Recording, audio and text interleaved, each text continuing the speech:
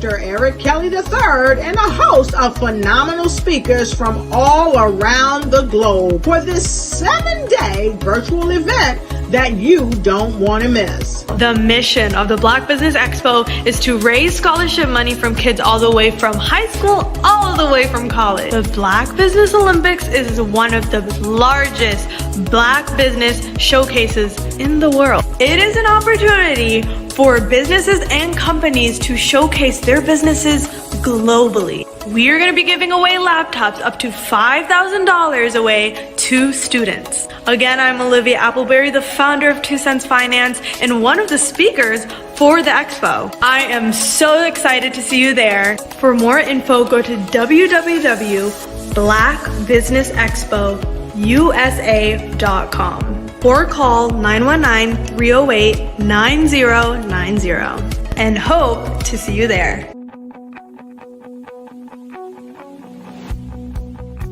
I am Black business. From the moment I wake until the time I sleep. Yes, I am Black business. I am Black business.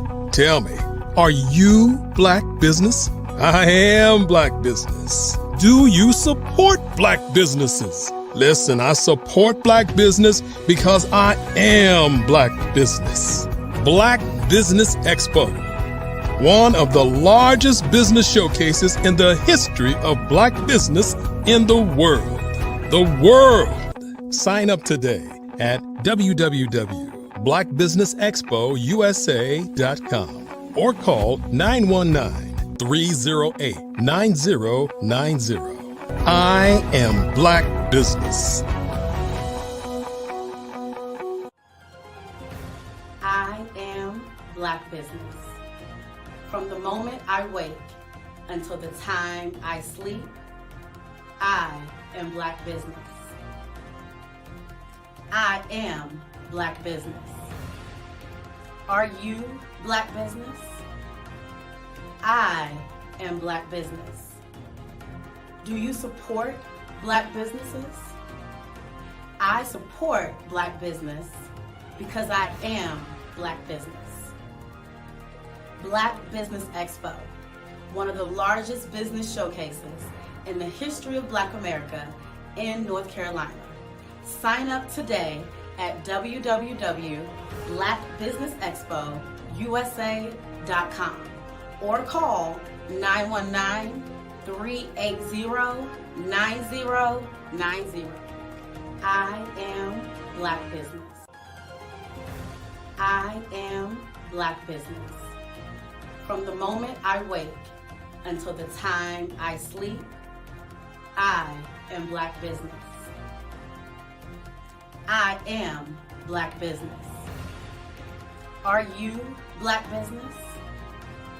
I am Black business. Do you support Black businesses? I support Black business because I am Black business. Black Business Expo, one of the largest business showcases in the history of Black America in North Carolina. Sign up today at www.blackbusinessexpousa.com or call 919-380-9090. I am Black business. I am Black business. From the moment I wake until the time I sleep, I am Black business. I am Black business. Are you Black business? I am Black business. Do you support Black businesses? I support Black business because I am Black business. Black Business Expo, one of the largest business showcases in the history of Black America in North Carolina. Sign up today at www.blackbusinessexpousa.com or call 919-380-9090.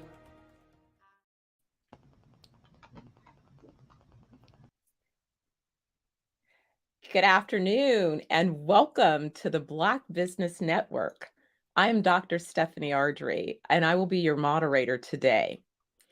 I am the president, CEO, and co-founder of Zenoverse Wellness Group and 420 Wellness Jamaica. And what we offer is wellness delivered 1 week at a time through our global network of MediSpatels. So you can learn more about how we can put you on your path to live full life, which studies have indicated is 120 years and beyond. So we want you to learn more about that, and you can check us out and find out more information.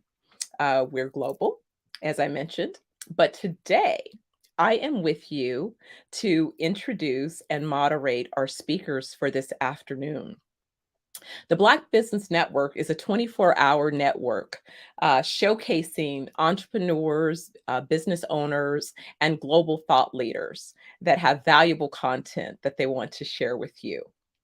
We have speakers from North Carolina, London, Singapore, Africa, Japan, cities across the United States of America, all looking to share their valuable insights, tools, and techniques to help you excel along your journey.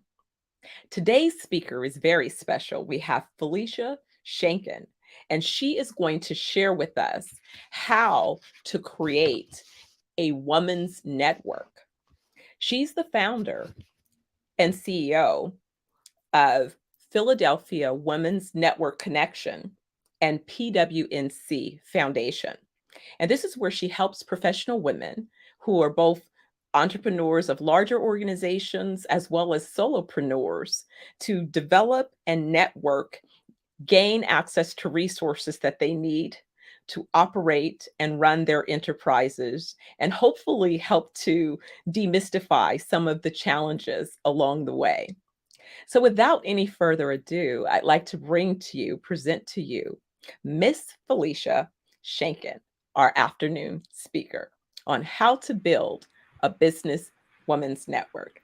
Hi there, Miss Felicia. How are you? I'm doing great, Dr. Ardrey. How are you?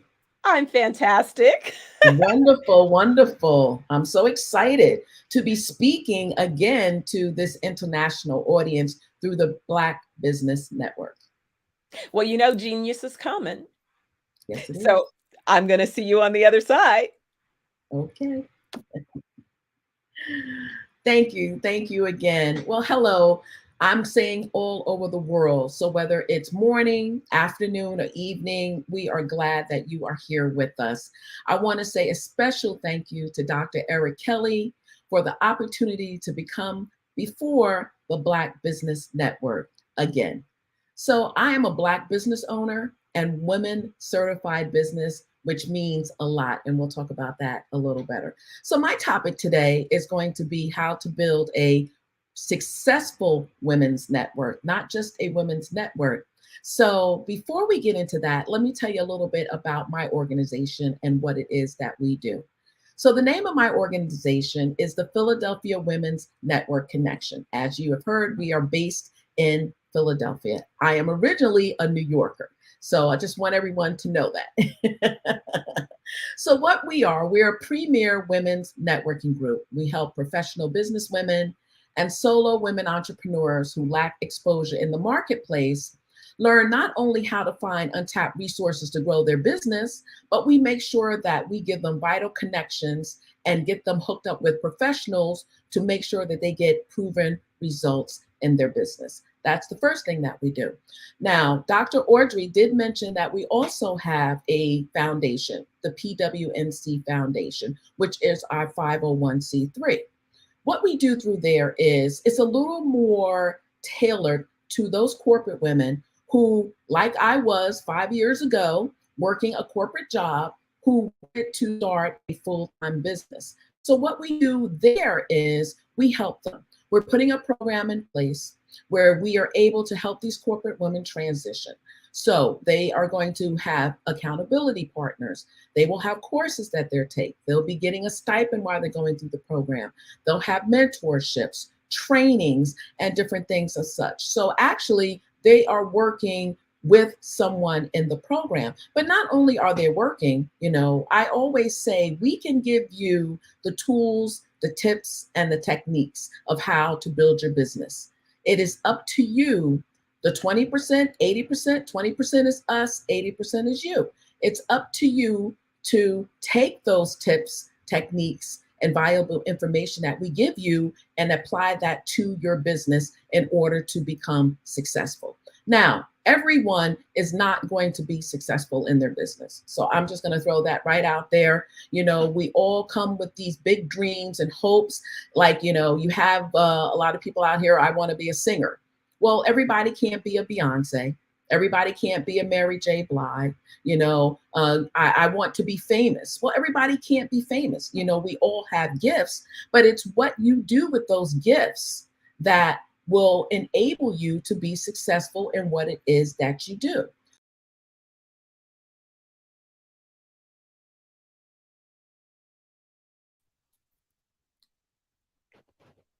Good afternoon. What happened to our speaker? Well, I'm sure this little technical glitch will be worked out shortly.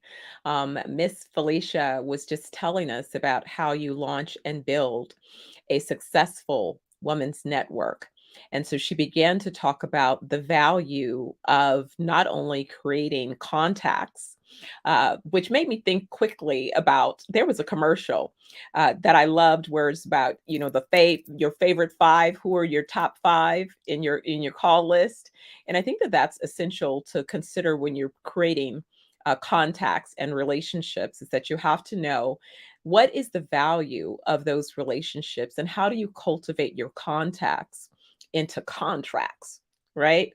And that's about building relationship, offering some type of value that you're able to exchange with the people who are in your network. And sometimes it's just holding a space where you listen to what their particular needs might be. So if you have a business colleague that, for example, is in an area that you happen to have expertise, or you might be reading a publication where you see an article that might be beneficial for that particular colleague, sometimes just clipping and sending that article is support to support that entrepreneur with both having additional understanding, but also insight about the particular space that they occupy. So there's more than one way to support an entrepreneur or an executive looking to transition into an entrepreneurial opportunity beyond financing. Financing is a key part, but sometimes it's about providing tools and resource and sharing those resources willingly to assist them along their journey. There you are. Yes, I apologize to everyone. We are having a storm here on the East Coast, and for some reason my network went out. I was in a roll and I was just talking, and then I was like, all right, I don't see Dr. Audrey, so that means I'm no longer here, but I am back. Wonderful. Well, we're going to let you continue. I just filled in a little bit while you were away, but welcome back, Miss Felicia. Take it over. Thank you. Thank you. And thank you everyone for bearing with me. Like I said, unfortunately, the power was knocked out for a moment.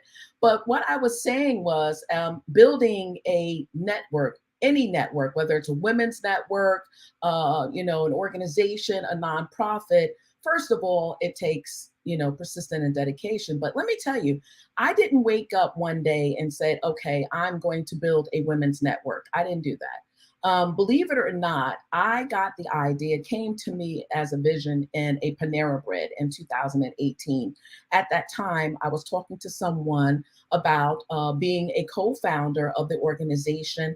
And it started off with something fun. I just wanted a platform and an area where women could come together. We could have fun, we can be ourselves, we can let our hair down and enjoy each other's company as sisters do. But also I wanted them to leave with content that they could apply in their business and start using right away to help them win. So that's how my vision of the Philadelphia Women's Network Connection started.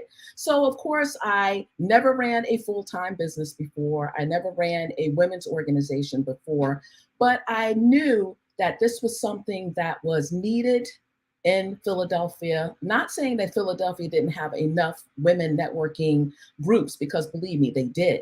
But I just felt like there was something missing. I didn't know quite what it was, but I knew that I wanted to do this, and I had planned on it being successful at some point. However, I did not realize that when you walk in your mission and when you're in your purpose, things find you. Like, I stayed on my corporate job 2 years longer than I wanted to because of fear. You know, fear is a terrible word. It's very paralyzing. However, I took that word of fear and I changed it around.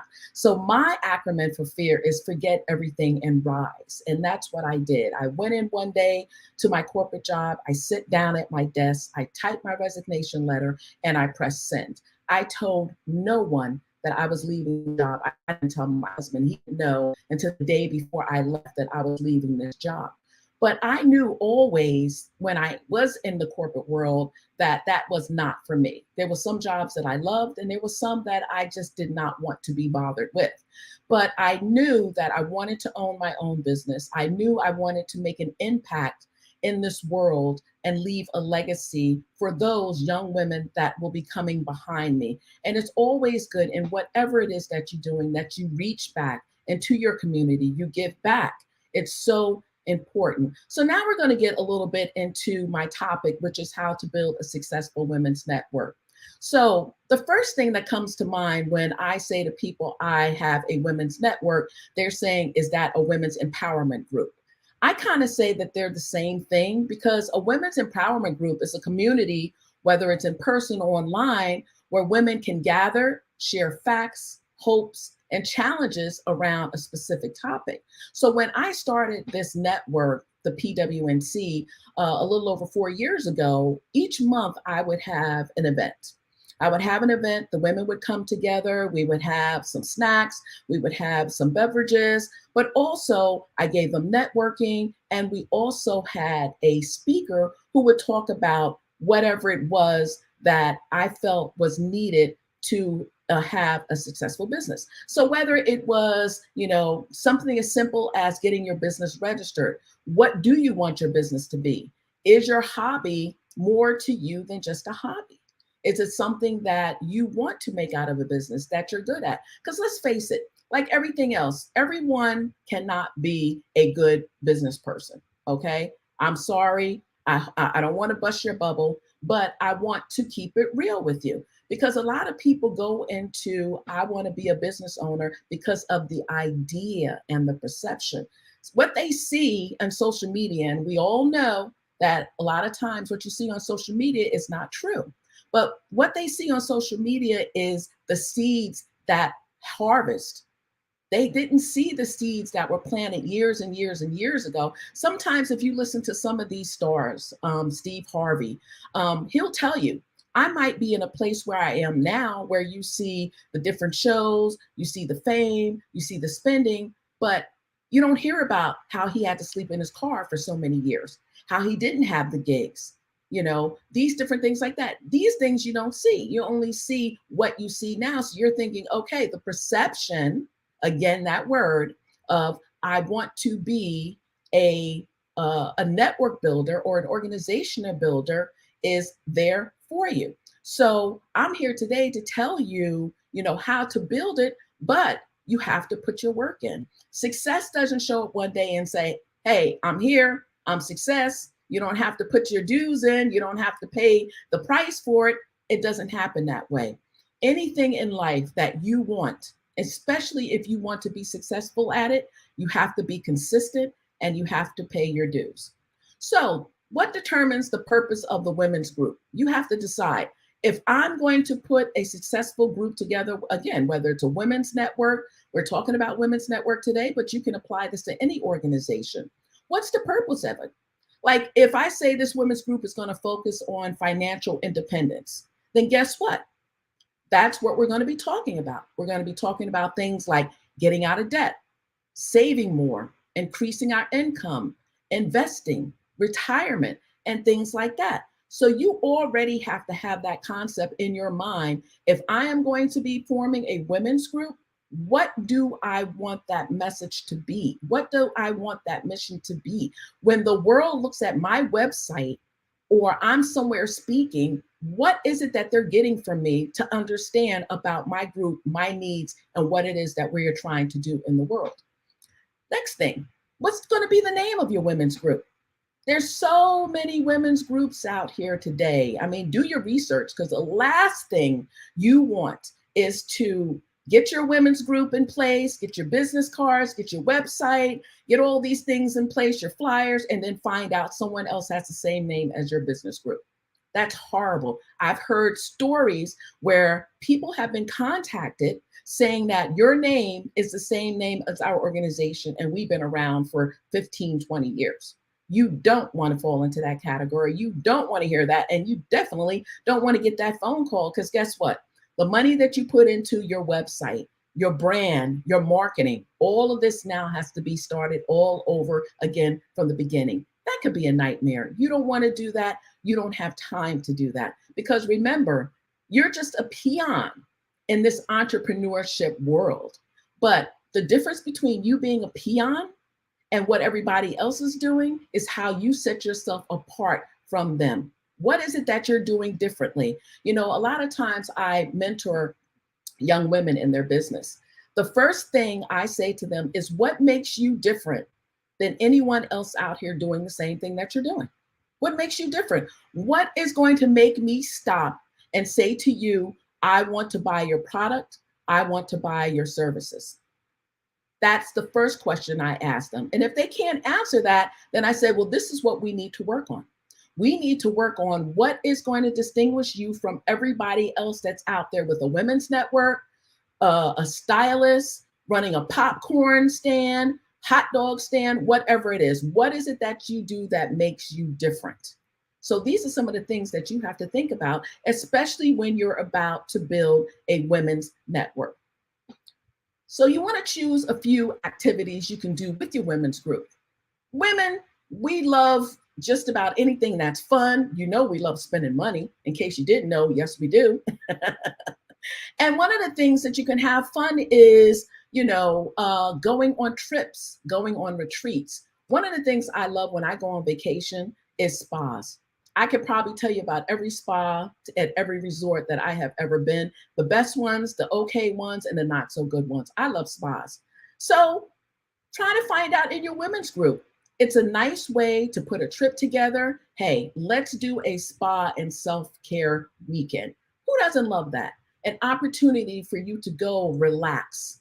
And not only that, but network with other women who, like mine, may not necessarily be talking about business. You might talk about business for a little bit, but just enjoying yourself, letting your hair down, resting, relaxing, renewing, getting your mindset together, you know, working on yourself. That's so important, because we as women, we do so many things. We're the mothers, the daughters, the sisters, the wives, and everything else in between. But we forget at times to take care of us. And if we don't take care of us, how can we take care of our family? How can we take care of our businesses? We can't. And as one of my favorite inspirational leaders says, that Lisa Nichols, she always says, you can't pour from an empty cup, pour from overflow. So you want to be able to pour from your overflow, so you still have enough in your cup to take care of you. So remember, when you're choosing to do things with your women's group, make it fun. Not necessarily always about business, but then I guarantee you, when you start to do things like that, it becomes more of a sisterhood than it comes of a business. Because I'm telling you, women, when we come together, we are a force to be reckoned with. One of the words that I hate in my network that I hear is competition, that C word. I tell the women in my network, there is no competition. We all come with our own gifts. We all have our own things to bring to the table.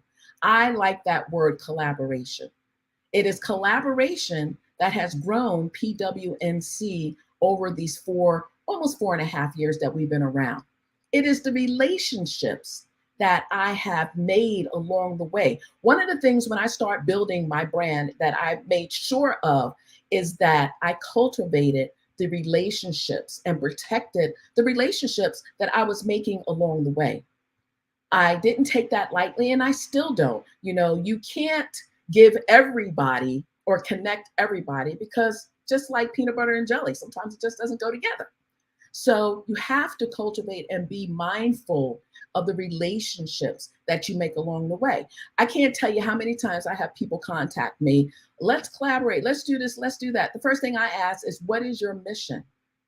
If your mission is not in alignment with PWNC's alignment, then we can't collaborate. And you don't have to say, well, I'm not going to do business with you because you're just not who we're looking for. No, because maybe today you can't collaborate with them, but maybe somewhere down the line, there might be a fit for them on your journey. So you never want to turn people away. However, you can say to them, right now, I can't use your services, or I can't use your product. However, I will share it with my network, and maybe leaving that door open, maybe somewhere down the line, we might be able to work together. You see how you can turn that around? This way you're not pissing or turning that person off, okay? And you're leaving with them saying, okay, she was honest with me. We can't do business right now, but who knows, 6 months from now, she may not need the product or the service or someone in her network that I am offering. So you always want to be mindful of the relationships that you are building along the way as you are building your organization. So if you are online, if you're a part of any Facebook groups that you have women that you want to network with or meet in real life, send them a message, invite them out. We have on Facebook, in the Philadelphia Women's Network Connection, we have a community group. We have over, I think it's 1,500 in that group alone. It's a free group. I tell the women in my group all the time, network with the women in your group. We have everything in our group, from female construction owners to lawyers and above. I'm like, everything and every person and every service that you could possibly want to help in your business is in our group. You have 1,500 people at your fingertips. Why would you, not that I care, but why would you go outside the group to look for services or products that are probably in the group waiting for you to, to collaborate with? You have that. So it's important that you do that. And if you inbox someone and you say, hey, my name is Felicia, I'm a part of the PWNC Facebook group. I noticed you're in here. I would like to know more of what it is that you do. This is my business. This is what we do. Let's set up a quick chat. Doesn't necessarily have to be Zoom. It could be a quick phone call, just 15 minutes. Hey, you're in the group. I want to know what it is that you do. I was thinking maybe we can do some collaboration together. That's all. You have to open up your mouth. You can't stay in your circle if you want to grow your business. Your business does not grow standing still. People do not find you standing still. So you have to put yourself out there. You have to get out of your comfort zone, and you have to talk. Now, it's so funny because a lot of people, when I do Facebook Lives, and I hate Facebook Lives, I just do. But I have to do them. I have to do them, whether I'm talking about an event, whether I'm talking about, something that's going on that I feel that people need to know. Even in my own group, I hate doing Facebook Lives, but I have to do them. That's my comfort zone that I had to get out of in order to be successful in my business, because you can't build a business. The saying is closed mouths don't get fed. Well, they don't. If you're not telling people about what it is that you do, how are they going to find you? How are they going to find your network? How are they going to find your organization if they don't know what it is that you do? So you have to let people know get on platforms. Get on platforms like this, where globally, where you're letting people know, hey, this is my business. This is what I do. What is it that you do? Reach out to me, connect with me. Let's see what we can do together. So it's learning your community that will help you tailor the experience to their needs and create more resources to help them grow faster. Sometimes I put polls in my groups. What would you like to see more of in this group? What type of topics would you like to talk about? What are you guys reading? What are you doing? What type of events would you like to see us do? And different things like that. Because without you asking your audience, how are you going to know how you can service them? big part of our organization is business, connections, and resources. We are huge with resources. We're constantly dumping resources in our Facebook group, our email list, constantly, because that is part of our mission. Connections. We're constantly trying to partner other business owners, introducing business owners that I feel would be a great fit for one another. Now, I can do the introduction, but what they do with the information after that, that's on them. And I always say, get me in the room. All you got to do is introduce me, get me in the room. I will take care of the rest. But it is in that mission of yours that once you put yourself out there and you put your business out there, that people start finding you, organizations start finding you. And then they say to you, you know what? I read your website. I read your event. This is what we're in alignment now. Perfect example. We have an event that's coming up in October in Philadelphia. It's for Breast Cancer Awareness Month. October in the States is Breast Cancer Awareness Month. I had someone contact me through email and said, we found your event on Eventbrite, and we want to make sure that we connected with you because you are in align with what it is that we do. How about we come to your event as a vendor, and every person that buys something from us will give you 20% back to your organization. They found me.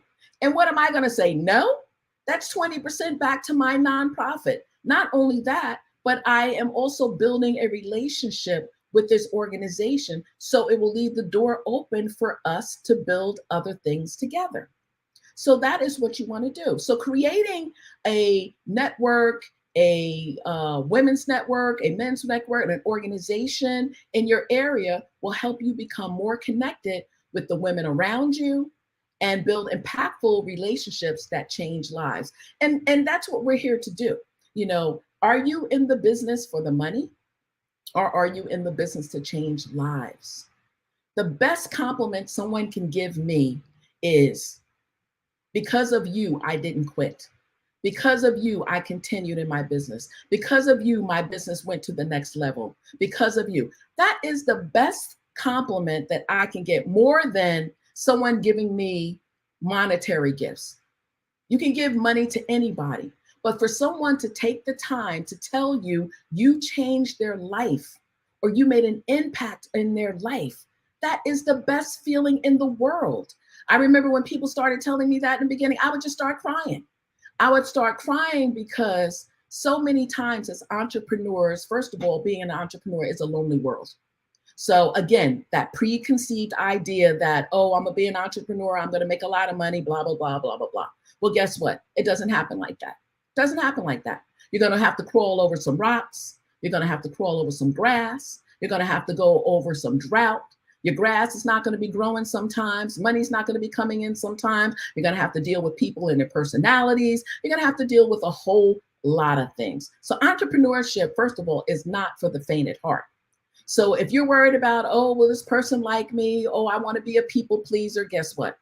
Entrepreneurship is not for you, especially building a women's organization. Because let's face it, I hate to say it, but we women sometimes can get into our feelings.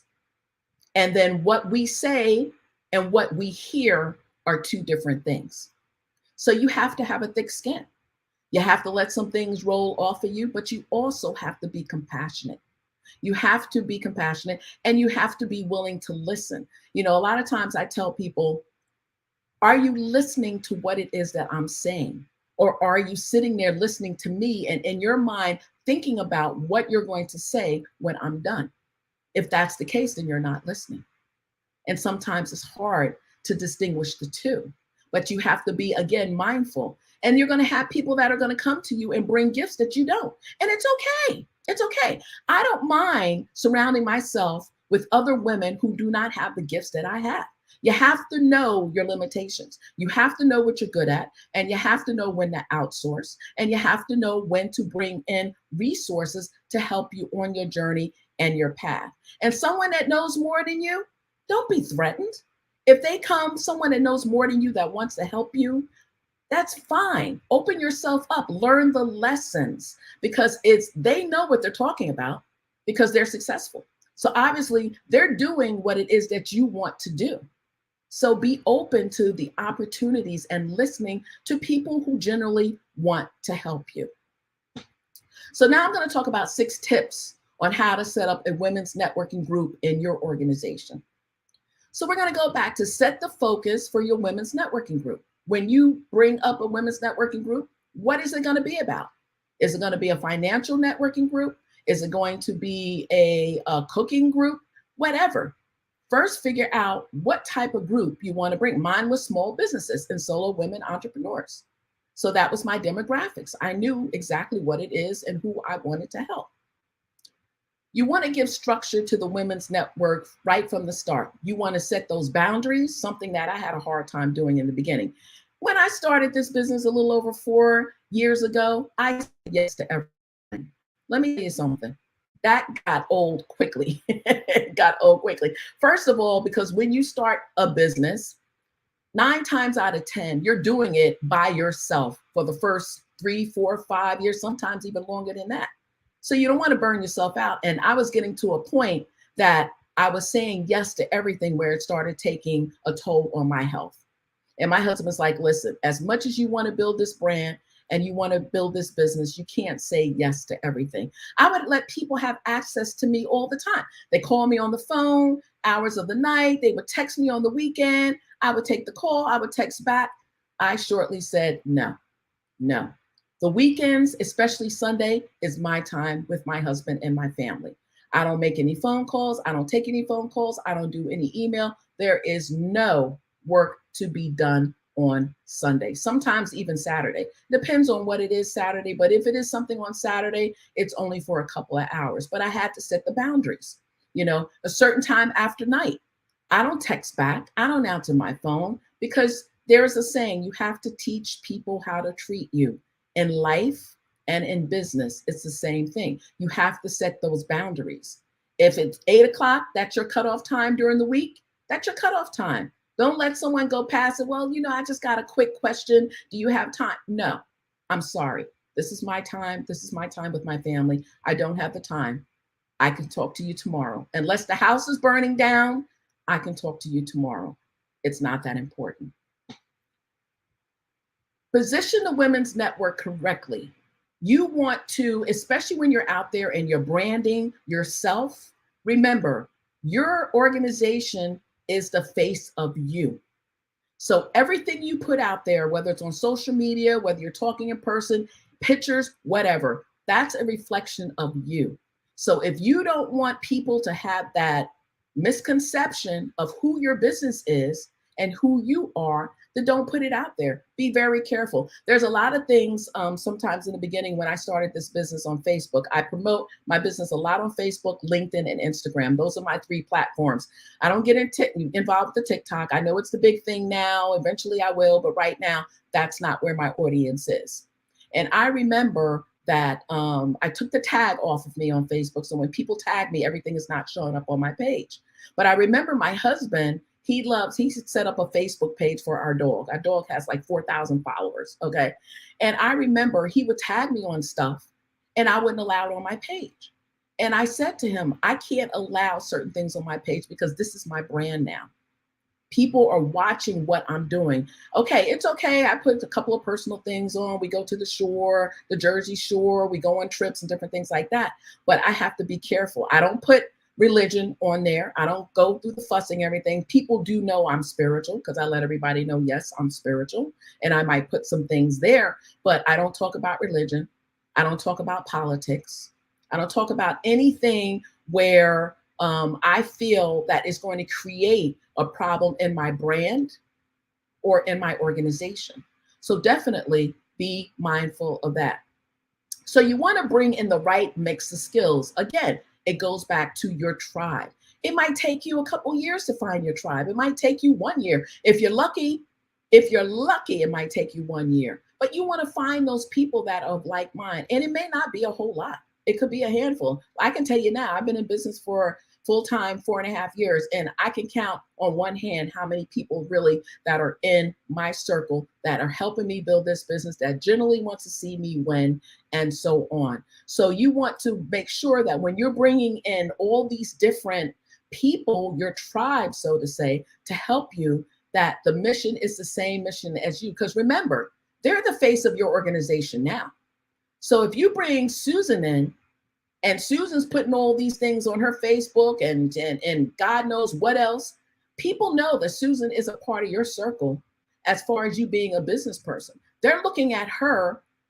Unfortunately, this is the way the world is, as a representation of you. Even if she doesn't mention your organization, she doesn't even mention anything about you.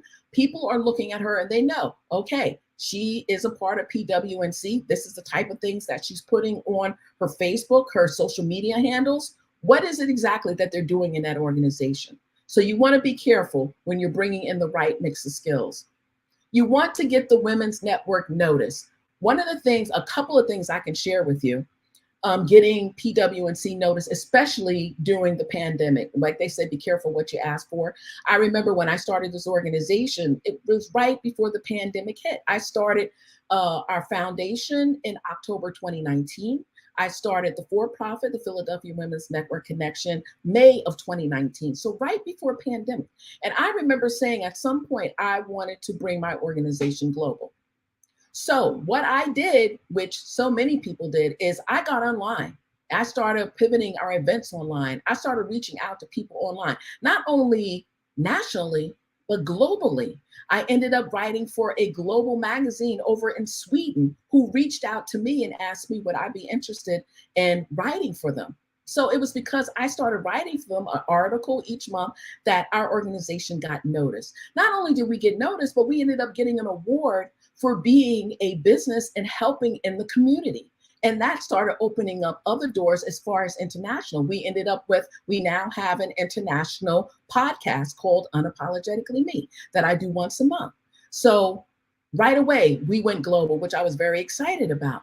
But one of the things that I did to get PWNC notice is I was in people's inboxes. I was using the connections and the relationships, the people that said, follow up with me. This is what I was doing. I was following up with them because I did not want to fall into the cracks, especially because we were a new network. So I did not want us to fall behind. And in doing that, we were able to grow this business. Another thing, when I would go on webinars that was doing trainings, whatever it was, Google, for example, was one of them. When they asked, does anybody have a question? I was the first one in the inbox. Oh, Philadelphia Women's Network Connection. Tell me a little bit about that. What is that about? Guess what? It gave me the opportunity to talk about our mission, our cause, to get me on the radar. And it was because I attended a Google training. Now we are Google community partners. So we're able to do Google trainings. And most recently, we partnered with them on a $100 million project to give out technical scholarships to underserved communities. That is huge. And remember, we're only 4.5 years old. So you have to do things, think out of the box. It goes back to what makes you different than everybody else out here doing what it is that you are doing. You want to create a team. We talked about that. Not any team, a team that is going to complement you and help you push your organization forward. If they're not there to help you build your team, get rid of them. I'm sorry. You don't need spectators. You need workers. You need people in the boat rowing with you. You don't need people in the boat punching holes in there. You need that. Identify your goals and intentions. What is the goal of this group? What is the goal of your business? 5 to 10 years from now, where do you want to be in your business? What are your intentions? What is it that you want to do? Think about what you want to give back to the community.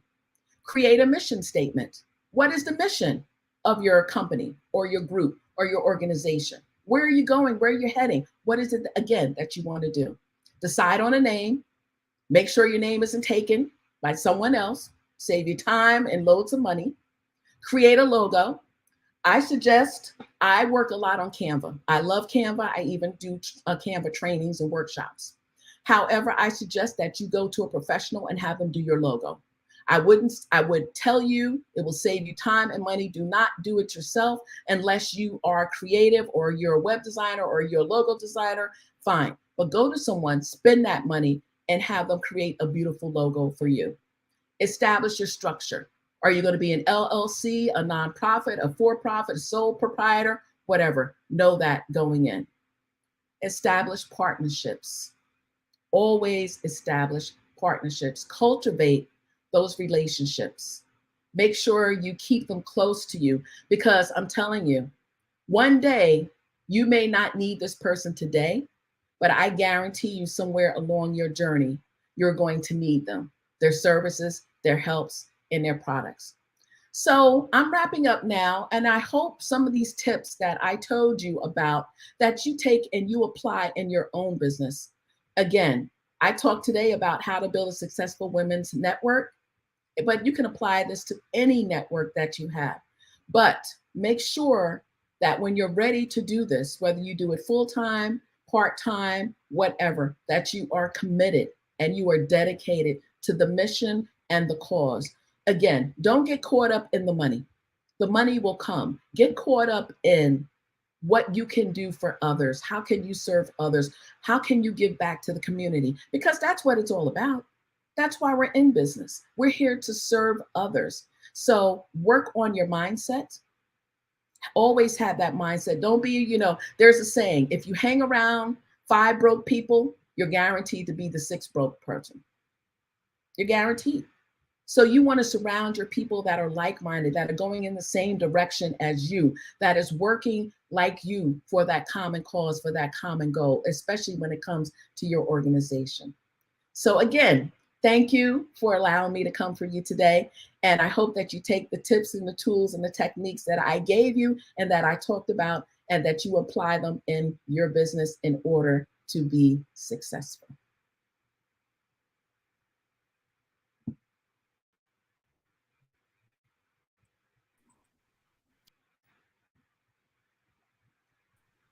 Felicia, wonderful, wonderful, wonderful. I just applaud you for an outstanding presentation. And I have to tell you, there were so many great nuggets, but here are a couple that really resonated with me. Okay. I love it when you said, the first thing that we want to do is we want to understand what is the vision behind what it is that I'm looking to accomplish, right? What is the vision? And then where is the need? And then within that need exploration, identifying a particular niche that your organization could fill. Because at the end of the day, when we think about providing business, we're supposed to be providing a solution to a customer segment that we believe has some type of problem. And we've looked at that problem, or we've experienced the problem ourselves, and we know that here are some gaps that still exist in the marketplace that we want to fulfill. And so I like the fact that you suggest that women really orient themselves and their businesses from that lens, because I think that if that work is done, then it puts you on the path for the better possibility of a successful outcome. Right? You're able to understand what the strengths and weaknesses are of you as a leader, the team that you're assembling, and the particular skills and expertise that are required in order to implement and fulfill the vision. So I absolutely love that. And I'm so glad that you got it. I hope everybody got it just like that. I was trying to make it as simple without being complicated, because sometimes we get into these presentations or we start to hear people talk and it goes over our head, and you're sitting there and you're like, what is it that they're talking about? What is the message? But I wanted to put it in terms where the aha moments, and you got it. Wonderful. Absolutely. And I love how you also addressed educating women about competition, because I found I've been an entrepreneur for a very long time, over 4 decades. But what I discovered in my own assessment is that as women have had the opportunity to participate in sports where they had to play on teams, they've developed better skills to understand that it's not about competing against one another. It's that we each have been equipped with certain skills. And so we want to fulfill our particular position. And if I'm playing my position, I see what I know is, people will look at my resume and they go, oh, Dr. Ardrey, you've done everything. And it's like, no, no, no, no, no, no, no. I've done the same thing every place I've gone. I've addressed capital, capacity, and customers everywhere I've gone. Doesn't matter the sector.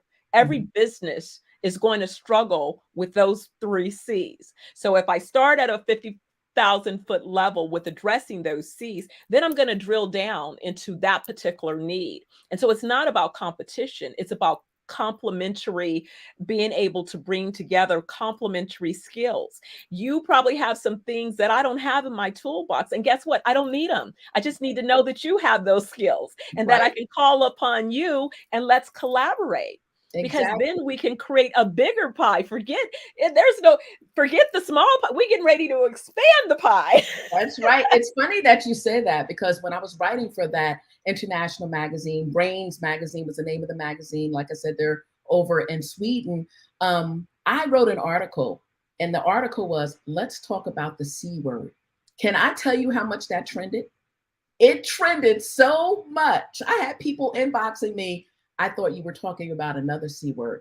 And when you read, you saw that I was talking about collaboration. I'm huge in collaboration. I think we as women, we have enough in this world that we have to compete with. We shouldn't have to compete with one another. Absolutely. And then this one, I'm telling you, I'm running with it, and I will be giving you credit for it because I love to credit the author, but Mhm. I love your use of fear. Forget everything and rise. My sister, my sister, my sister. Forget everything and rise. Yes, Yes. yes, yes. If you get nothing else from this presentation, my sisters and brothers, please forget everything and rise. All Yes. right? Yes. And rise. Yes. And Because rise. let me tell you, that four-letter word, it is a shame that that four-letter word can do so much damage if you let it. If you get in that mindset, and that's why I didn't leave my job for 2 years more before I wanted to, because of fear. Oh my God, we're going from 2 salaries down to one. We're going to be doing how we're going to do this, how we're going to do that. And you know what? My faith, it was just like, just step out on faith. Step out on faith. It's like I heard God's voice and said, I'll supply everything else. And it was when then, Dr. Audrey, that I stepped out on faith, all the doors started opening. And I said, okay, God, you were just waiting for me. So now I Always. say, forget everything and rise. Forget everything and rise. No, when I'm doing strategy sessions with people, with CEOs, and I tend to lead hyper growth organizations, so those big organizations that have an opportunity to grow and scale to sizable levels. But it doesn't matter because the same kind of input is irrespective of whether you're building a solopreneurship or you're building a big multinational organization. Mhm. It's understanding where you are at the moment along the journey and the destination. That's Right. that vision. Where is it that I see this organization going? And Mhm. I'm always telling the client, how you get there, that's not your assignment. In this particular segment, that's my assignment. There I'm you going to go. show you how we get you there. But in my assignment of how I'm being guided, it's the Almighty and the ancestors that are filling that how for all of us, for That's me right. too, right? That's right. So I don't have the answer to the how for me. I'm looking to a greater source to input that how for me. That's And I right. guess before I let you go, because I just enjoyed your presentation so much, Great. I expect to see you and your group that love to do some spa self-care 420 Wellness Jamaica, baby. Let I me know know when that's you guys right. are ready to come. Well, I was thinking about you when I said that about the spa and the wellness. I was like, Jamaica, I could see myself definitely laying with some cucumbers on my eyes and some water drifting behind me and me just being still. Because, we as women, we have a hard time being still sometimes. Yes, and we have some extra bonuses tacked in there that, woo, how about have fun and get ready, right? Yes, All yes, right. Well, exactly, I just exactly. again want to thank you for a fabulous, informative, Thank you. concise, clearly communicated message. And I'm sure that many people have been blessed today by hearing your presentation. So I look forward to seeing you next time. I'm sure you'll be back on the network again. And Yes. I want to remind everyone that genius is common, and we'll see you on the other side. Bye, everybody. All right, guys. Hopefully, you enjoyed Miss Felicia's outstanding presentation, and maybe you gathered a few nuggets Like I said, I took notes and I gathered nuggets, and I think the nuggets are beneficial for you. So stay tuned. We have a few outstanding sponsors that I want to make sure that I'm able to mention today. We have a scholarship program. The Black Business Expo mission is to raise funds for high school seniors and K through 12 entrepreneurs. The fundraisers, for more information about the fundraiser, go to the website at www.blackexpousa.com. And this is where you can donate to the scholarship fund. The goal of using the scholarship fund, we can also receive donations by Cash App. So I need to give you that. It's BBXUSA is the Cash App ID. So make sure to look out for either that or on the website. But the goal behind the scholarship program is to provide not only laptops, but up to $5,000 to 10 students who are seeking support as they continue their educational journey.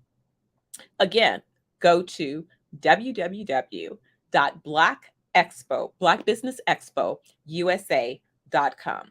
Black Business Expo, EXPO, USA.com. Every dollar counts. Believe it or not, you never know how many you take $1 here, $1 there, and before you know it, you have many dollars. So we want to thank some of the sponsors who've already taken the pledge and taken action by putting their dollars behind their interest in supporting entrepreneurs and students. The First Atlantic Insurance Group, Creative Force Studios, First Financial Securities, NC 100, Carolinas, Virginia Minority Supplier Development Council, The Breathing Experience, Margie McLean Foundation, Work the Thang Supplements, B.H. Smith and Associates, Live Shackle Free, Nubian Media, Black House Media Group, 5 Star BDM LLC, Black Multiverse Enterprises, Technical Consulting, Carthon Consulting Group, Lotus Ritchie Ignites, Uniquely Different Enterprises, Career Communications, STEM City USA, Artistic App Design, I Define TV, Lee Entertainment, Genius is Common, and the Black Business Expo USA. Remember, genius is common, and I'll see you on the other side.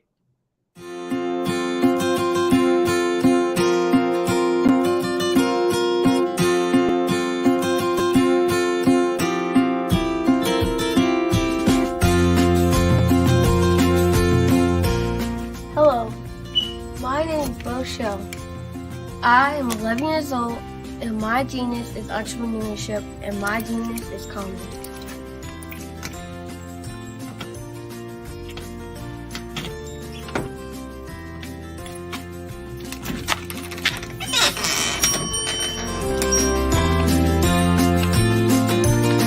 I have been hard at work, and my genius since the age of 8 when I asked my parents to buy me an ice cream cart for my 8th birthday. Why? Because I love ice cream, and I knew that 99.9% of the world loves ice cream too.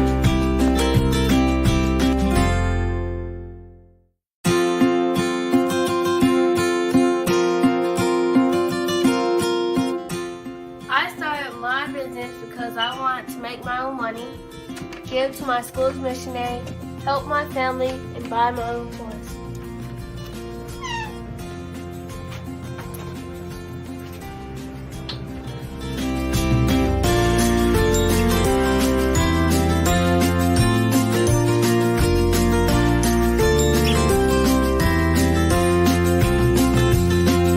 While working in my genius, I have learned a lot about business and what it takes to be successful. I quickly learned that hard work, determination, and perseverance are the standard qualities you need to succeed.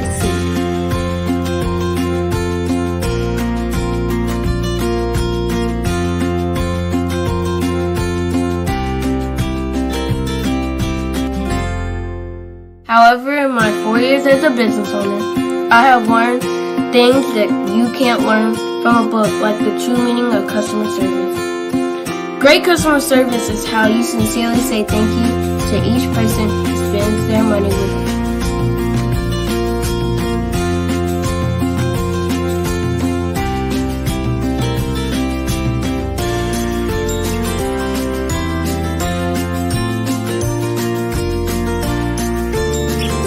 I have learned that there are more people praying for me to succeed than those who are not. I have learned that people are always watching and are expecting great things from me. I can't imagine letting them down.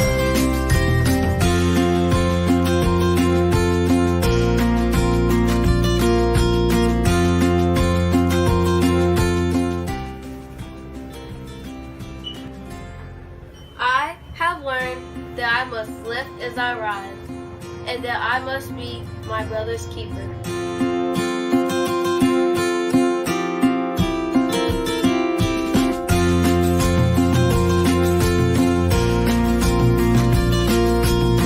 I have learned that it's very important to give back to the people, the colleges, and the community where I live. I have also learned that once I become a billionaire, I will be well on my way to becoming a billionaire and to changing the world by providing jobs and opportunities to others.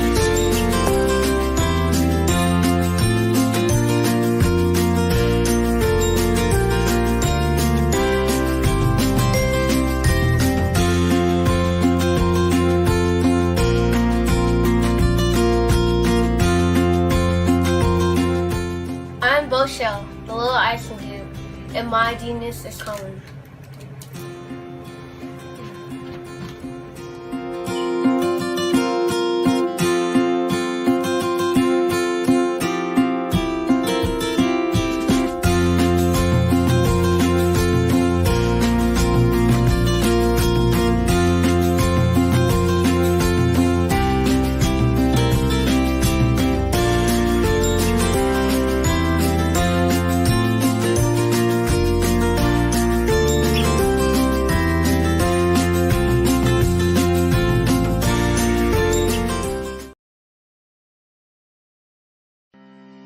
Are you aware that showing off your expertise can gain customers and position you as an expert in your industry? Consumers need confidence to purchase, so let us showcase your knowledge by interviewing you for a 3 to 5 minute video.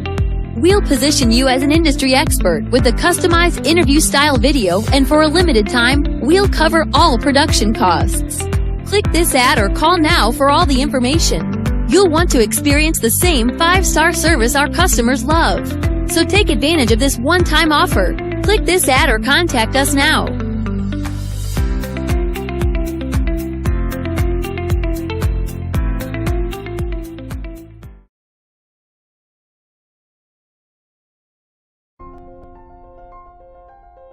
What if you could build your own city?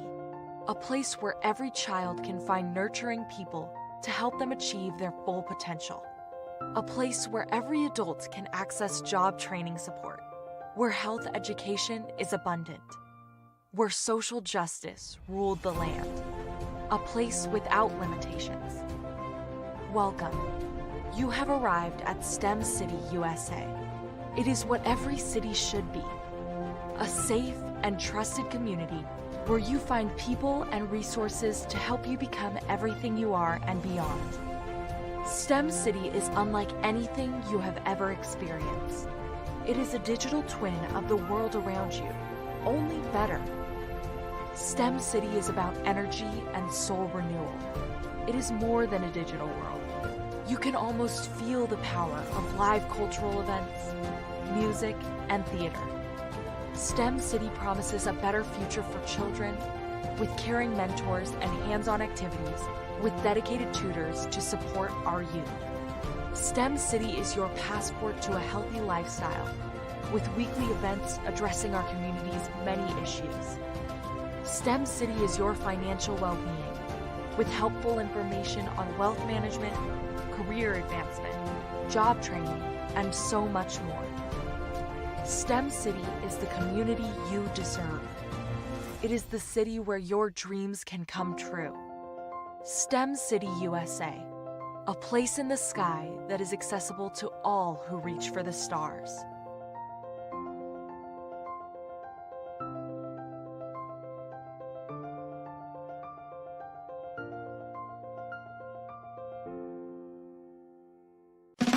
Hi, I'm Dr. Madeline Ann Lewis, host of the Successful Women Show, which airs every Friday at 7 p.m. Eastern Standard Time. Our mission is to help women accelerate the path to success. Women in the workplace, women in business, and women who aspire to become business owners, live their dreams, and reach their goals. So join us Friday at 7 p.m. Eastern Standard Time.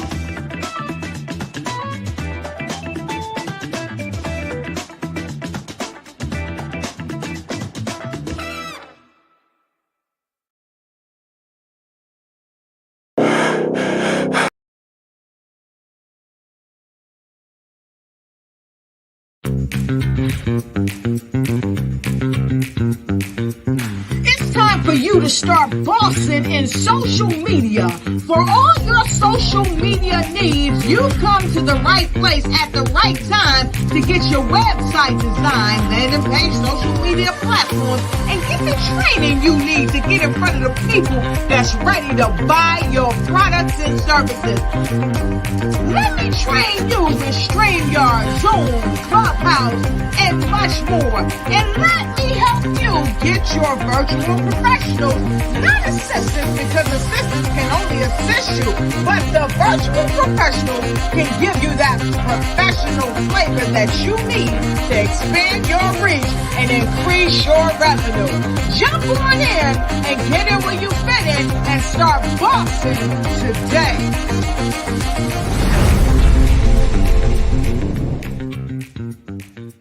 A 10-year-old founder of a company. Meet Carter, ladies and gentlemen.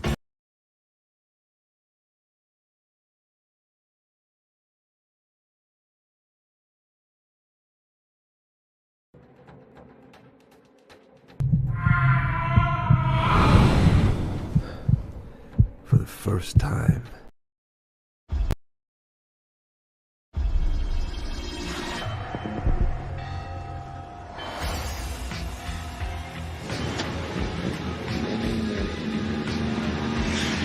La connexion. La connexion.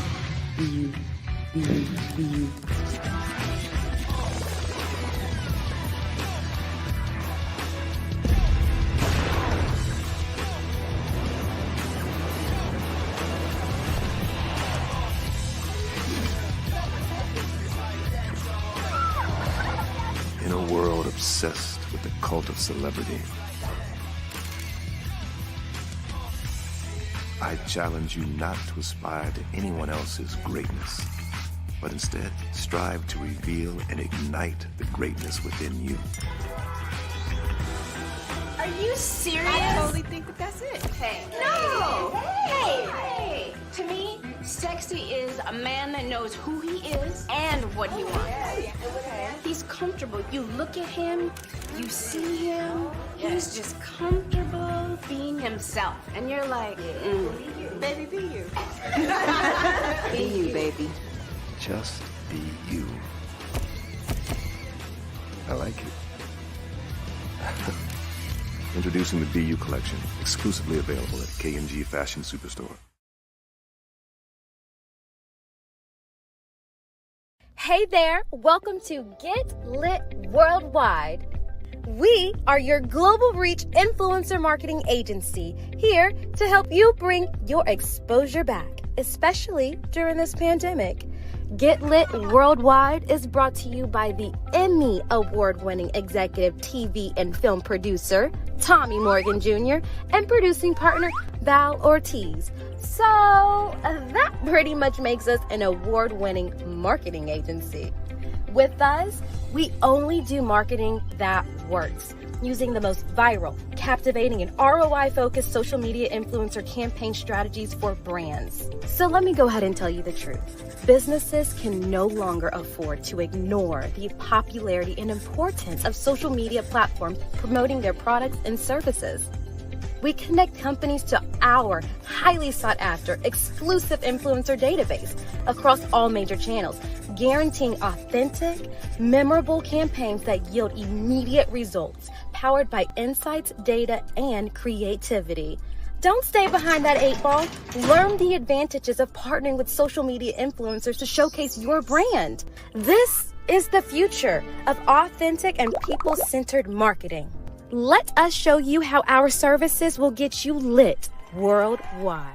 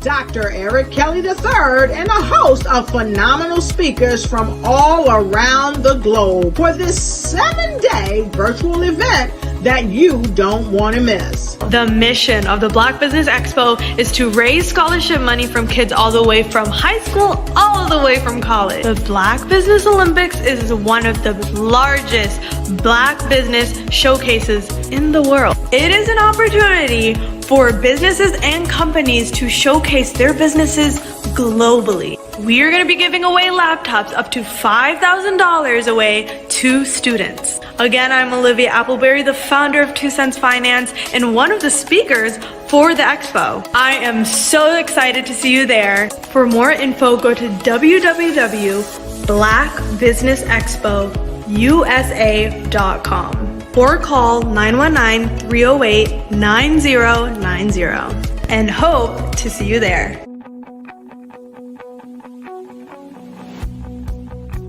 I am Black business. From the moment I wake until the time I sleep.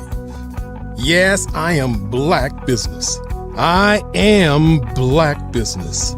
Tell me, are you Black business? I am Black business. Do you support Black businesses? Listen, I support Black business because I am Black business. Black Business Expo, one of the largest business showcases in the history of Black business in the world. The world! Sign up today at www.blackbusinessexpousa.com or call 919-308-9090. I am Black business. I am Black business. From the moment I wake until the time I sleep, I am Black business. I am Black business. Are you Black business? I am Black business. Do you support Black businesses? I support Black business because I am Black business. Black Business Expo, one of the largest business showcases in the history of Black America in North Carolina. Sign up today at www.blackbusinessexpousa.com or call 919-380-9090. I am Black business. I am Black business. From the moment I wake until the time I sleep, I am Black business. I am Black business. Are you Black business? I am Black business. Do you support Black businesses? I support Black business because I am Black business. Black Business Expo, one of the largest business showcases in the history of Black America in North Carolina. Sign up today at www.blackbusinessexpousa.com or call 919-380-9090. I am Black business. I am Black business. From the moment I wake until the time I sleep, I am Black business. I am Black business. Are you Black business? I am Black business. Do you support Black businesses? I support Black business because I am Black business. Black Business Expo, one of the largest business showcases in the history of Black America in North Carolina. Sign up today at www.blackbusinessexpousa.com or call 919-380-9090. Hello, welcome back. I am Nicole Maxwell, and I am your anchor for this moment. And I am extremely delighted to be here. I'm the CEO of Black Multiverse Enterprises and the founder of Blackverse, which is a community dedicated to the metaverse. I have a mission to ensure that you make your way into the decentralized metaverse, and I help people do that on a daily basis. We are here today at the Black Business Network having the Black Business Olympics. We have speakers from North Carolina, London, Singapore, Africa, Japan, and cities all over the United States. The Black Business Network is a global community sharing its business knowledge to empower, inspire, and educate businesses about business. We thank you for tuning in today.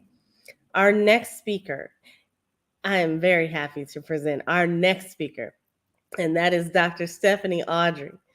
Dr. Audrey is the CEO and president and co-founder of 420 Wellness Jamaica, Inc.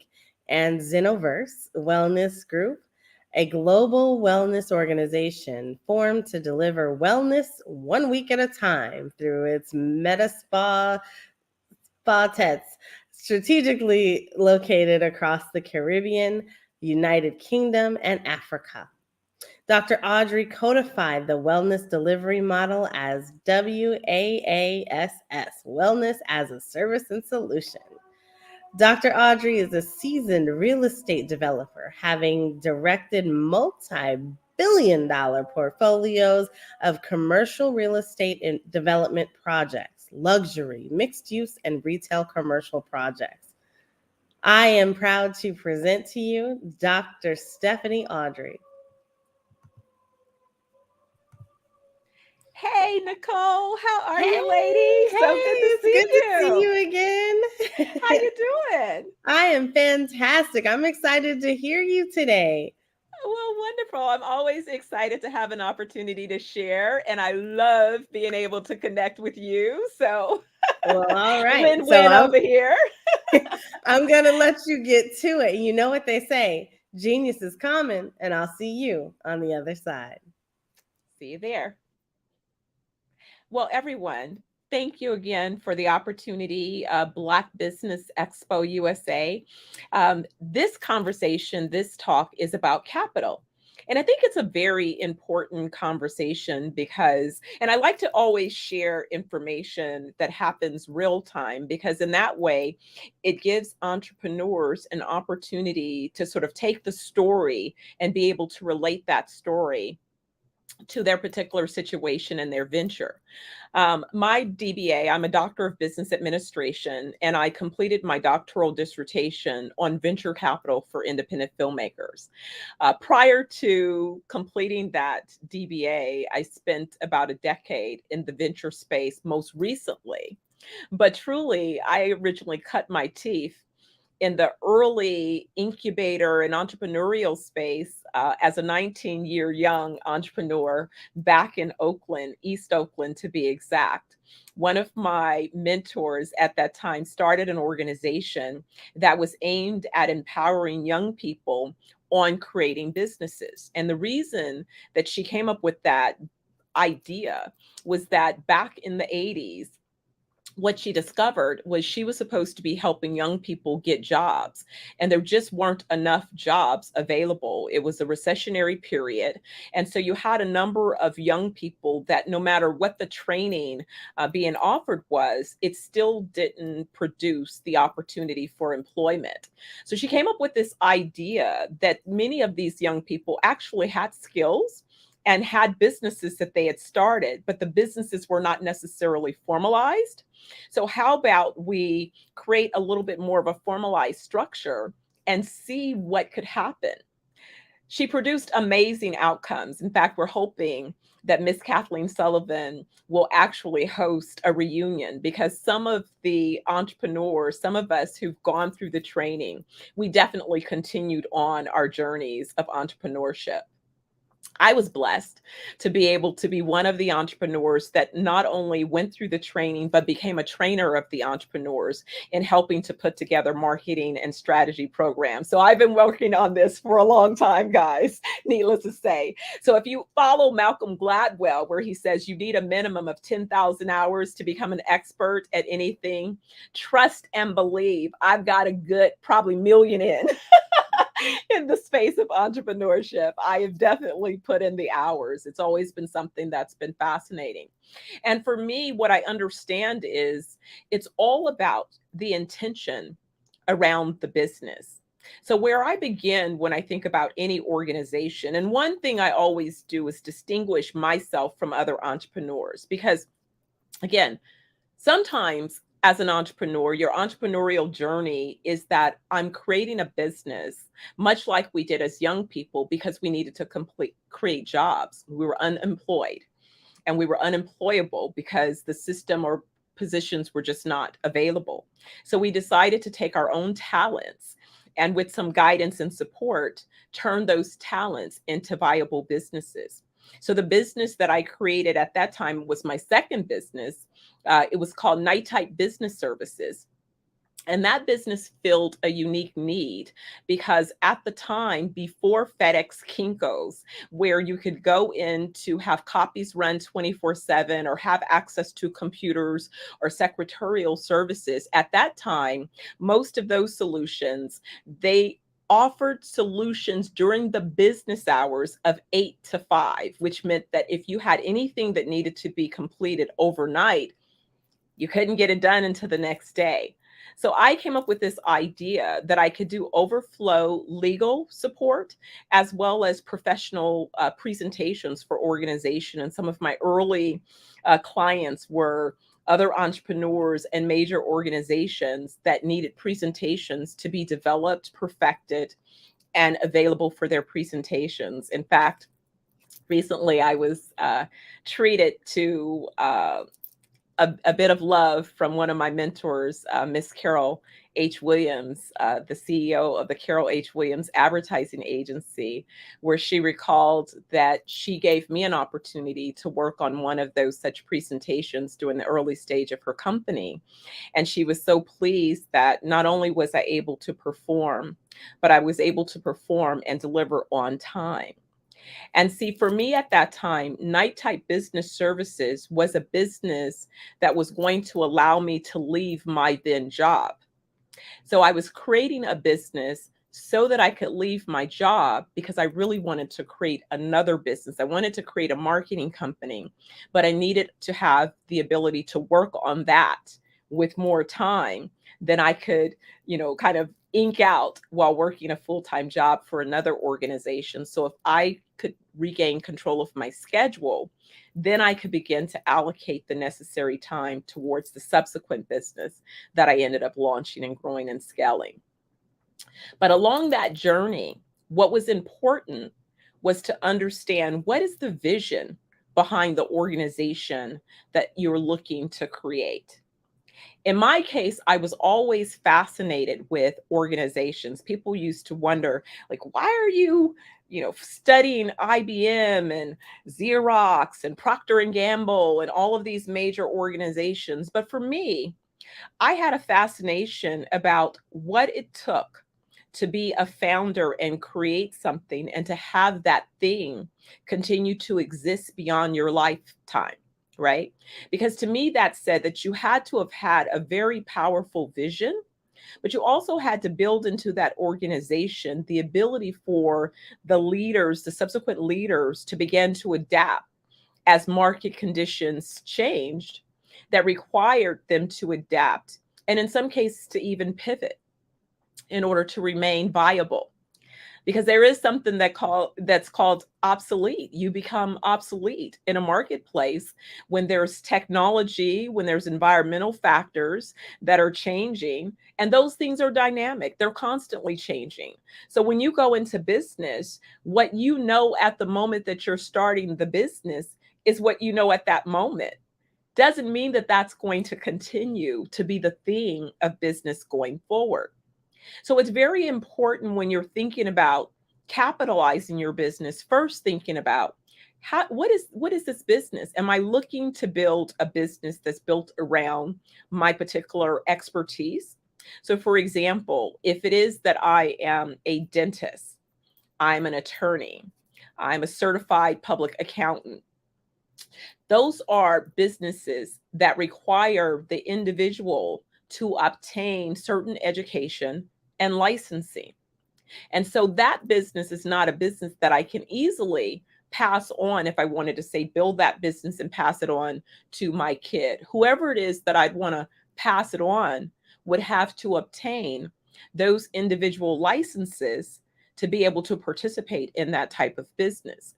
So when I understand the type of business that I've created, then it also informs how it is I finance those businesses. So for example, if I'm launching a law practice, so far, although there is potential change coming in the future, but so far, if you want to raise capital to support that company, you can only utilize the capital of the principals who are participating in that particular business, because law firms cannot share their revenues with someone that's not licensed, and they cannot share their revenues with someone who's not involved in that particular practice, because you, again, have to understand the guidelines of the sector that you're competing within. So you're not going to go out and raise venture capital unless there are some unique situations where, for example, there are third-party organizations that if your business is doing litigation, and you have clients that need to have capital along the way while they're waiting for their cases to be settled. There are other organizations, but again, that's not happening internal to the law practice, right? So how then would I finance my law practice? I would look to debt, because debt is going to be really the primary source.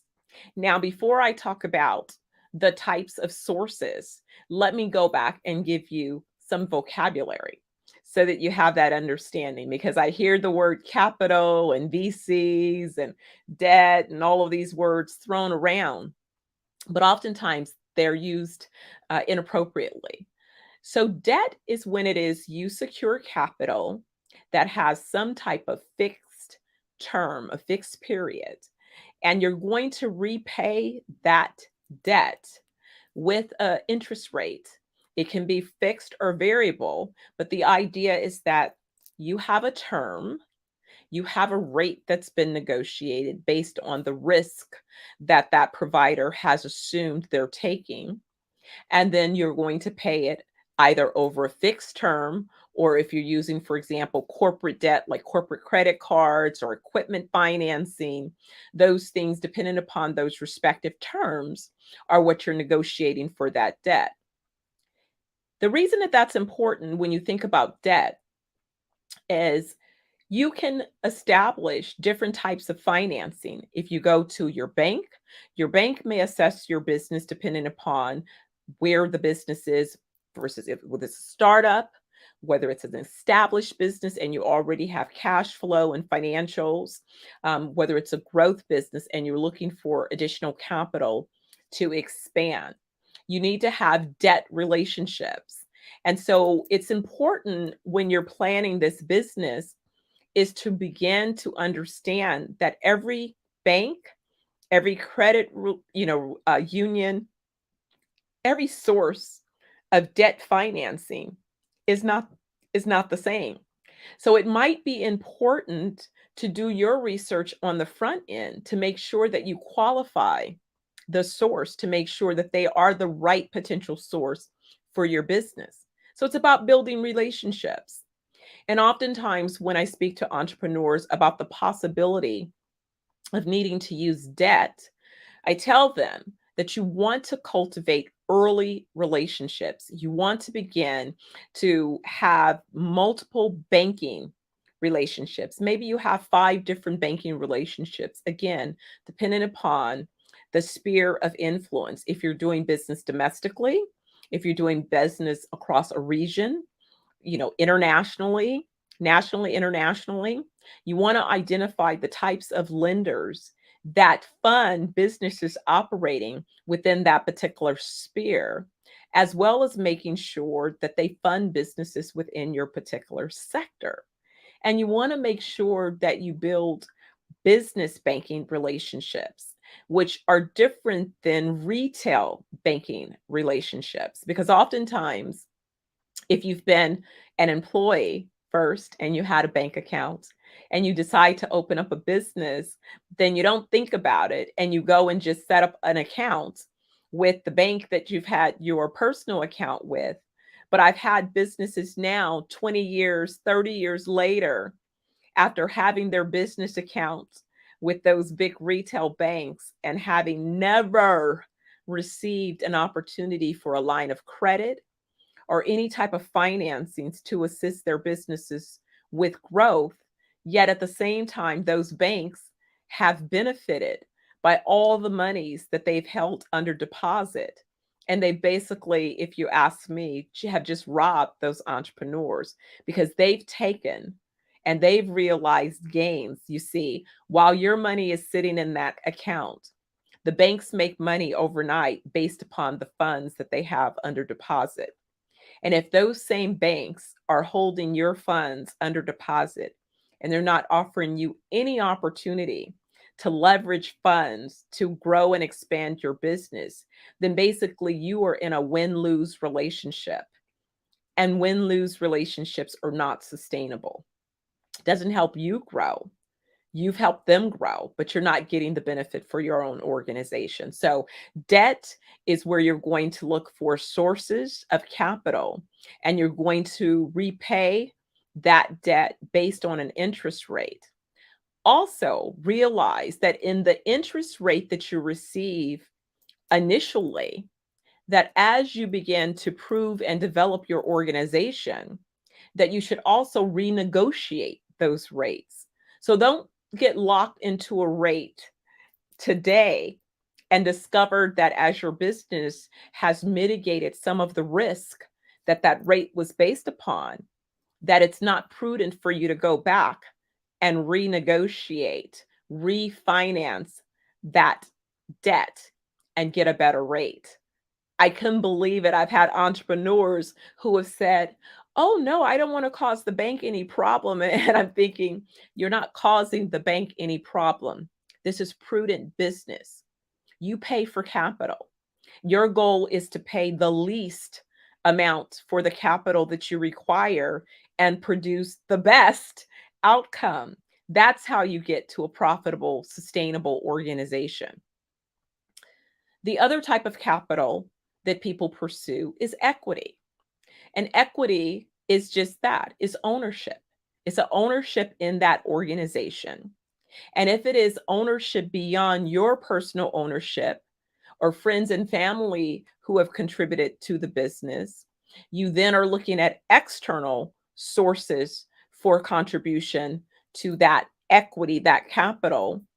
One, you definitely want to speak to a securities attorney.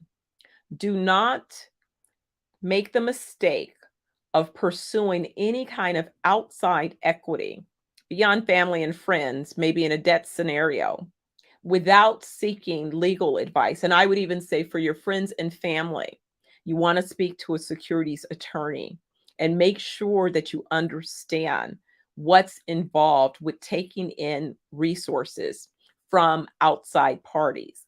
Because the second that you start to offer equity, meaning shares in your organization, you now can fall potentially under the guidelines of the Securities Exchange Commission. And so there are different regulatory requirements that you must be aware of and adhere to. And guess what? Ignorance is no excuse. I have witnessed many entrepreneurs make the mistake of going down the path of equity and finding themselves on the wrong side of the law when it came to enforcement. Some of them finding themselves in situations where they ended up, serving jail time or, really having serious consequences for having been ill-informed in how they went about securing that equity. So that's not something that you want to take lightly. You want to be informed and you want to understand what that means, because there's always a cost for capital. So again, depending upon where you are along your journey, what is the stage of your business? When we think about this, okay, now we understand that there's a distinction between debt and equity. Now I've set up this idea about where it is I see my business going. In this case, I'm building a multinational organization. A lot of the questions about how to capitalize it have been about where are we doing business? Where are we launching first? So initially, we're launching out of Jamaica, but our first entity is established in the US. So then how do we set up the subsidiaries and the financing mechanisms in order to facilitate doing business in the US and in Jamaica? So I have legal teams in both markets. I have US-based legal team as well as Jamaica-based legal team who are advising our organization on our various steps. I know that our plan is to take our company public on the Jamaica Stock Exchange. And so because I know that that is our intention, then that informs everything about the decisions I make with the organization. It informs how I identify and capture the right team, the type of credentials that I need on my team. Our CFO has been groomed by a global organization, so she's used to dealing with global accounting, having to deal with currency exchange, mitigating currency risk, helping to determine the cost of capital, as well as the exchange risk that comes into play when you're converting capital between different currencies because you're doing business globally. What are the laws and requirements just to pay your staff when you're paying people in different currencies under different rules and regulatory requirements? There are many complexities to do what it is that I've decided to do, right? So that means also that there are capital requirements in order to effectively form and structure and operate this type of organization. As well as that, what stage of capital are you looking for? In this case, we're an early stage organization. And so we don't have full traction in terms of all of the revenues just yet. We have a clear path on where that traction will come, but we also have to educate our market because we really are on an early stage of a market around wellness where people are beginning to evaluate and understand that maybe the options that they've utilized for their health and wellness, maybe there are additional options and they want to begin to explore those other options. So these options exist maybe outside of the medical plan that they've been utilizing. So they need to understand, well, how do I pursue these other options? And even, will I need these options? What would be some of the signs that I would need to consider some of these other options in terms of wellness solutions, right? So when you have a business that you know is early stage, and you also know that you need to educate your market, the problem that you have to solve internally as an organization is you need to have a marketing budget, and you need to have resources to finance that marketing. Because before you can get your customers to commit, you have to first inform, you have to educate, you have to then encourage them before it is that they're ready to make the commitment to take action, to respond to your call to action. So what that means, when we plan out our forecast, our revenue stream may begin 6 to 9 months beyond our activities in terms of business. That means that we still have to be fully staffed. We still have to have the resources to begin to invest in those marketing expenditures. And so we have to be creative about how we come up with those resources. So when I looked at sources, or when you look at sources, if you're early stage, you want to familiarize yourself with high net worth individuals. If you were looking for equity, for example, angel groups, venture capitalists, institutional investors, all of these types of investors have different types of capital that they've earmarked to support businesses at different stages of growth and development. So if you find yourself in a community where there are active universities, for example, oftentimes you have the universities, you have the city and state redevelopment agencies who are empowered to support businesses throughout those communities. And so they create different funding sources and mechanisms to help encourage the development of early stage businesses, understanding that all businesses are not going to be able to become self-funded, nor is it always the best idea to just rely upon cash from operations as a way to grow your business. Because if you're just relying upon cash from operations, then you might be delayed waiting for those customers not only to make a purchase, but also for those transactions to be completed, especially if you have items that might be bigger ticket purchased items, where they might be using credit cards or other type of financing vehicles, tools, in order to facilitate those purchases. So you want to keep in mind how the capital comes into your organization as well, the cash flow. That's why you're taking looks at your financial statements, right? You want to have an idea of not only the capital that you have available, but how you're utilizing those capital resources. Because that's the next question, the use of funds. If I need to raise X amount of dollars in capital, how do I plan to allocate those resources? Because those allocations will also inform where I might go. So for example, if I know that I'm raising capital because I need to secure real estate and I need to complete tenant improvements on that real estate, I'm opening up a restaurant and I need to build out the facility, then typically where I'll turn an entrepreneur to is you have a situation that if you are going to negotiate a minimum of a 10-year lease, if you're doing a lease, or if you're contemplating an acquisition, the Small Business Administration is an outstanding resource as a source of capital for an early stage company in that type of scenario, as well as carving out the financing for the equipment that you need, because there are lenders that specifically focus on providing equipment financing, because the equipment itself serves as the collateral. And so because the equipment serves as collateral, then you're able to utilize that as a way of getting some of the financing that you need.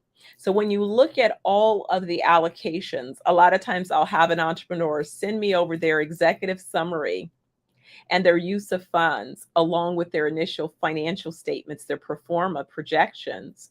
And after looking at those things, I can carve out a capital strategy, which will inform them the best way to go about capitalizing the venture at that particular phase, and then also explaining what type of liquidity events you're going to want to create. Because remember, the capital that's coming into your organization needs to be recycled out of your organization. So if you're using debt, it's presumed that at some point you're going to retire that debt. Either you're going to pay it off, or you're going to refinance and roll that debt into another debt instrument, or something's going to happen where that debt is eventually retired. It's the same thing when you're thinking about equity. If you have equity shareholders in the organization, they too are expecting some type of return on investment at some point in the future.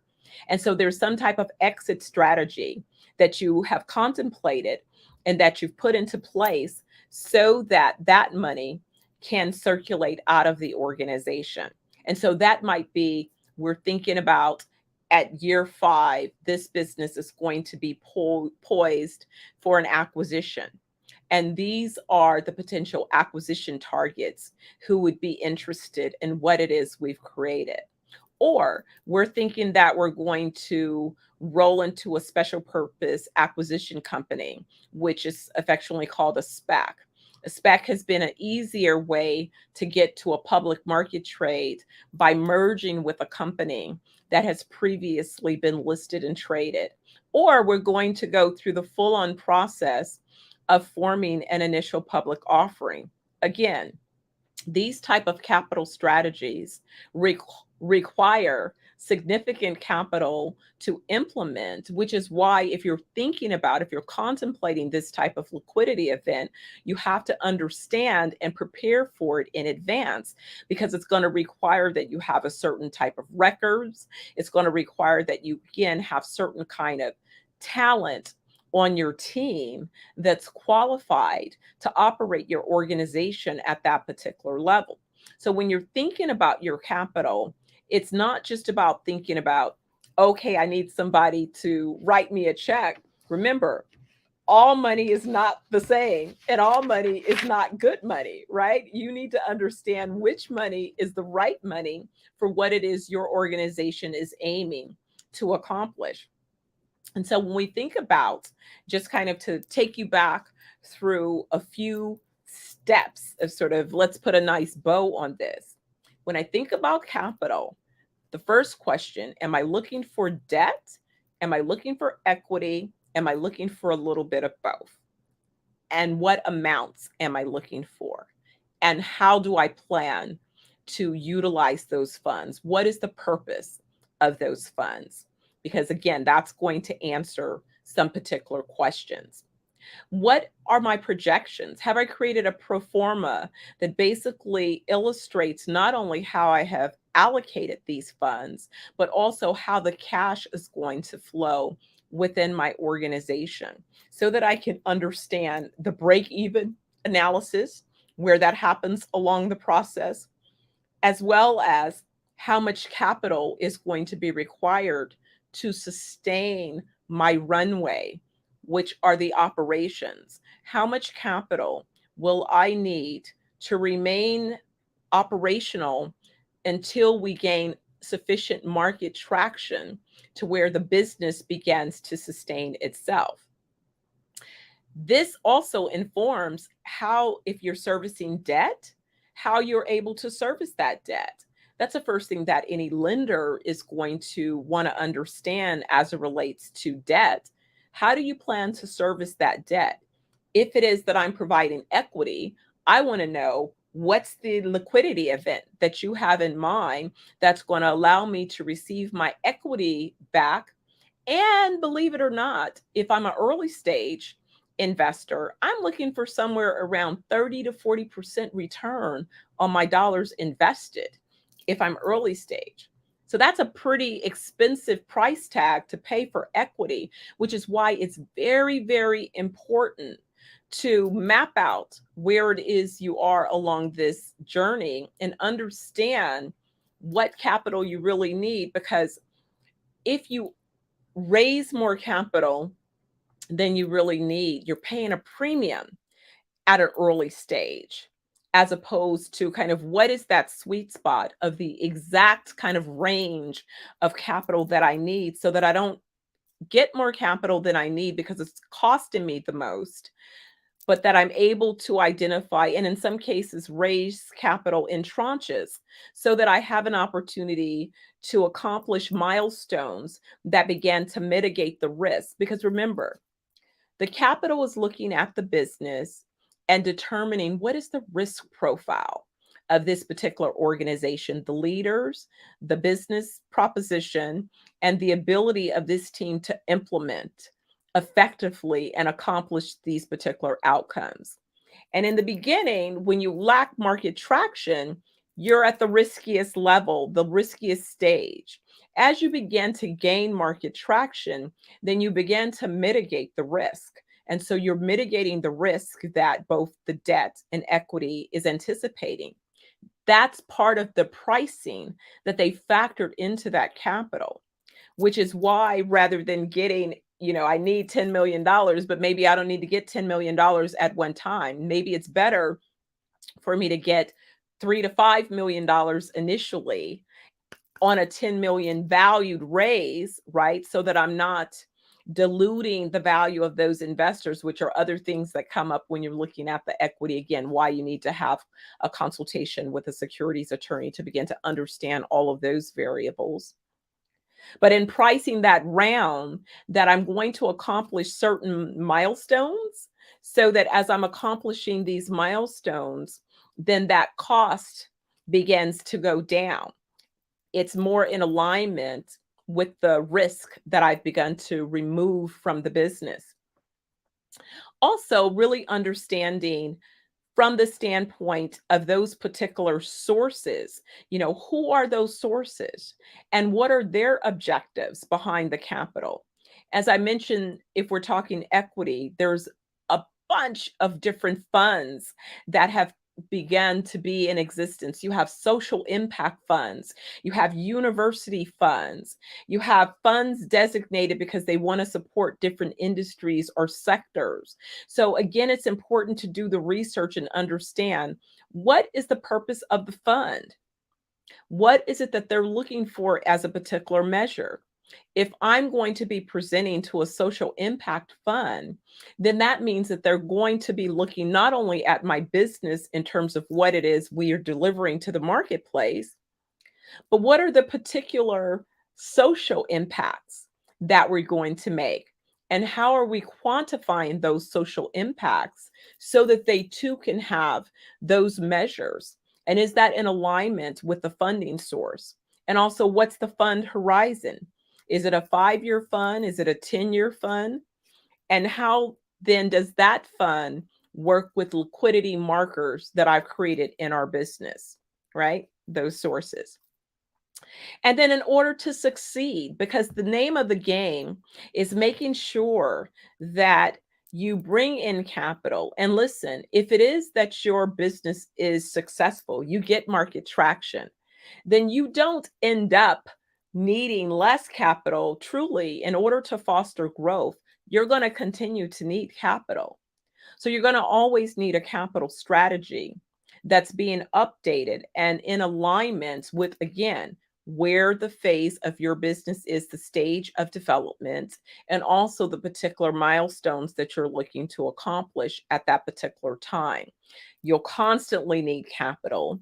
The name of the game is to constantly get access to capital at the best rates that you possibly can. So when you study what's happening on the financial markets, you hear day-to-day publicly traded companies and CEOs giving their updates and forecast, and how analysts then take and report that information, and how that information can then trigger the movement of shares, the value of those stocks in a particular company, and how you see if the performance of a publicly traded company fails too many times, a CEO is often shown the door. They're replaced because they're looking for some type of reposition strategy to ultimately ensure that the shareholder value is not only identified, but accomplished, right? That's the success that you're being held accountable for as a CEO of an organization. And so when you think about understanding more about how I capitalize my business, looking to different sources potentially of capital. I know when we ran our venture fund, we found a lot of people, wanting to, well, I just want to show up and this is my brilliant idea, so write me a check. And it's like, it doesn't really work like that. That's like someone off the street showing up and asking you to write a check. I don't know you from Adam. So why would I invest or risk my capital in an unknown concern? So it's important to make sure that you ask for advice. Oftentimes, when you ask for advice, that's the early start of creating a relationship. And creating that relationship might lead you to capital. If you ask for capital first, you're probably going to get some advice. You know what, Dr. Stephanie Audrey, you have definitely told us some things that we all need to be mindful of, some amazing tips, amazing tricks. Please tell everybody how they can get in touch with you and what you have coming up next. Absolutely. So you want to go to 420wellnessjamaica.com. We are launching 420 Beauty Bear and hashtag Naked with Dr. Money. I'm about to bear it all. Mind, body, and soul. I am going to take you all on my body modified. I'm doing a 30-day challenge where we are building muscle and shaping this body. I'm going to share the tips that I use for mind as well as soul. All and right. We're going to do it real time. Wow. All right, you guys, you heard it here first. Thank you so much, Dr. Stephanie Audrey. Thank you so much for your greatness. Thank you for your genius. Genius is common, and we'll see you on the other side. Absolutely.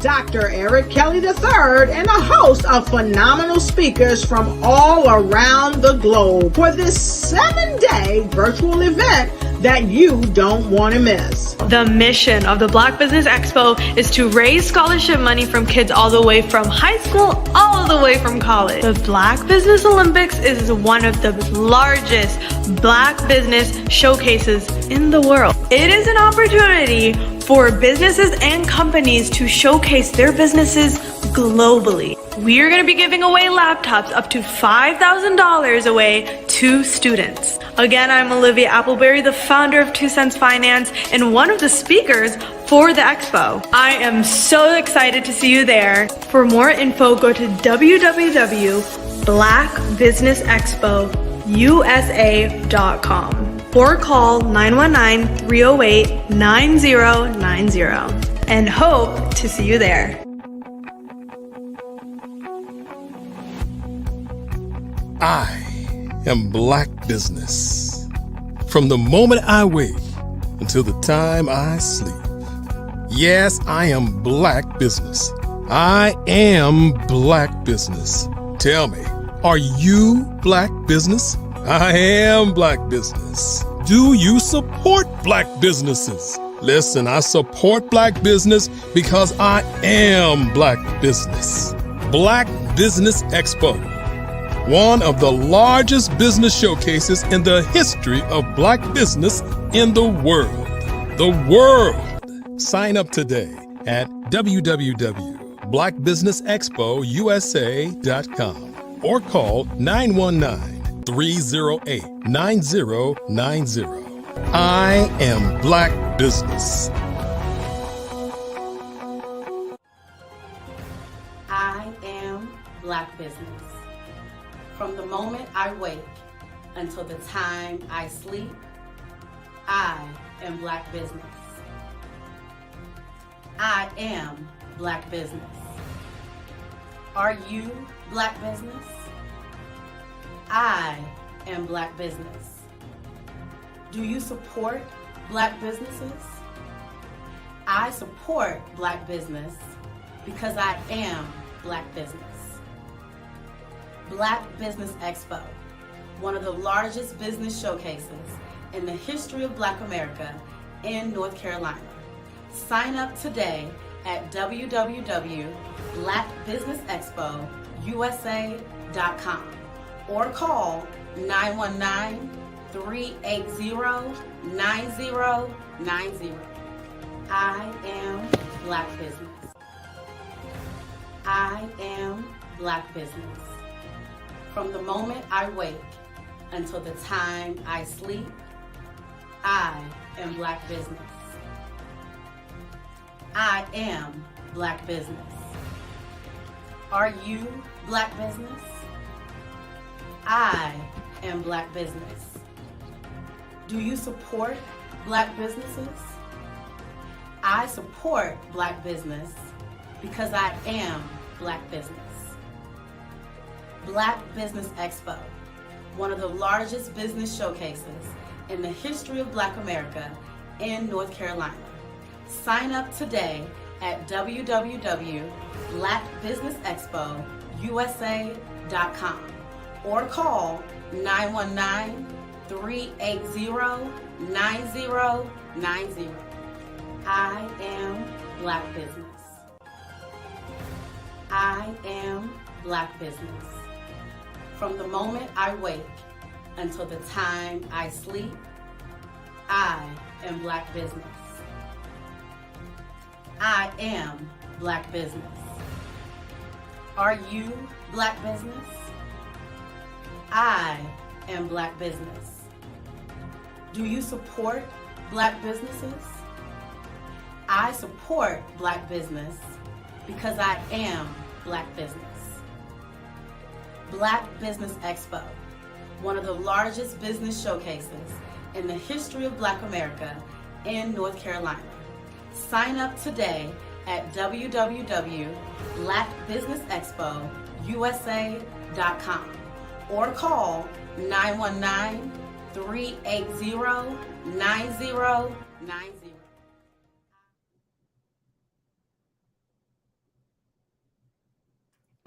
Hey, I don't know where my audio is. Can you hear me? I'm having a little bit of an audio thing here.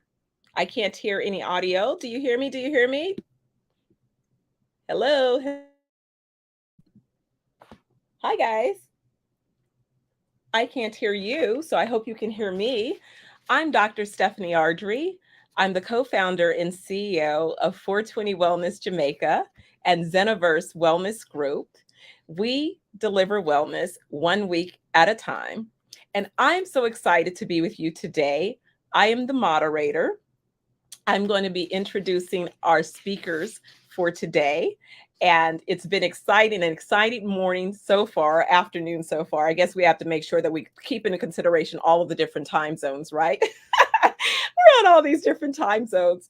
But remember that the Black Business Expo USA, this Business Olympics, is broadcasting with speakers coming to you throughout the Caribbean, United States, United Kingdom, Africa, and across the United States.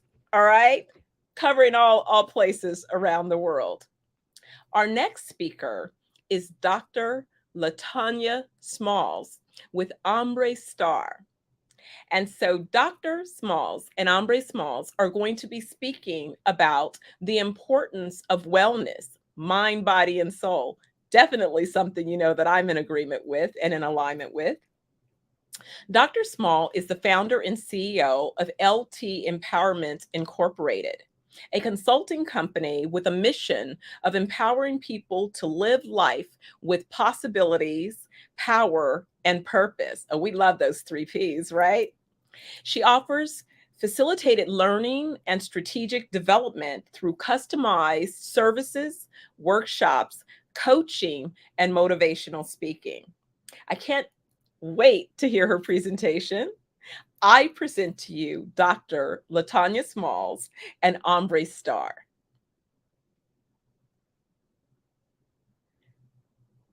Hi, doctor. I think your there you go. There you go. Ombre, you're Yes. muted too. Hi. Hello. Ombre, I think you're still on mute.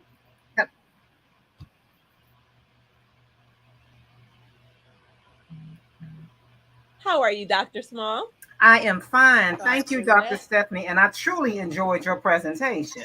Oh, thank you. Thank you. I'm so happy that you had an opportunity to listen. I'll be listening into yours. We're standing for the same thing. So it's like more power to the people.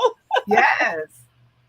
Yes. Well, without any further ado, I would like to let you both take over the stage. And I want you to remember, genius is coming.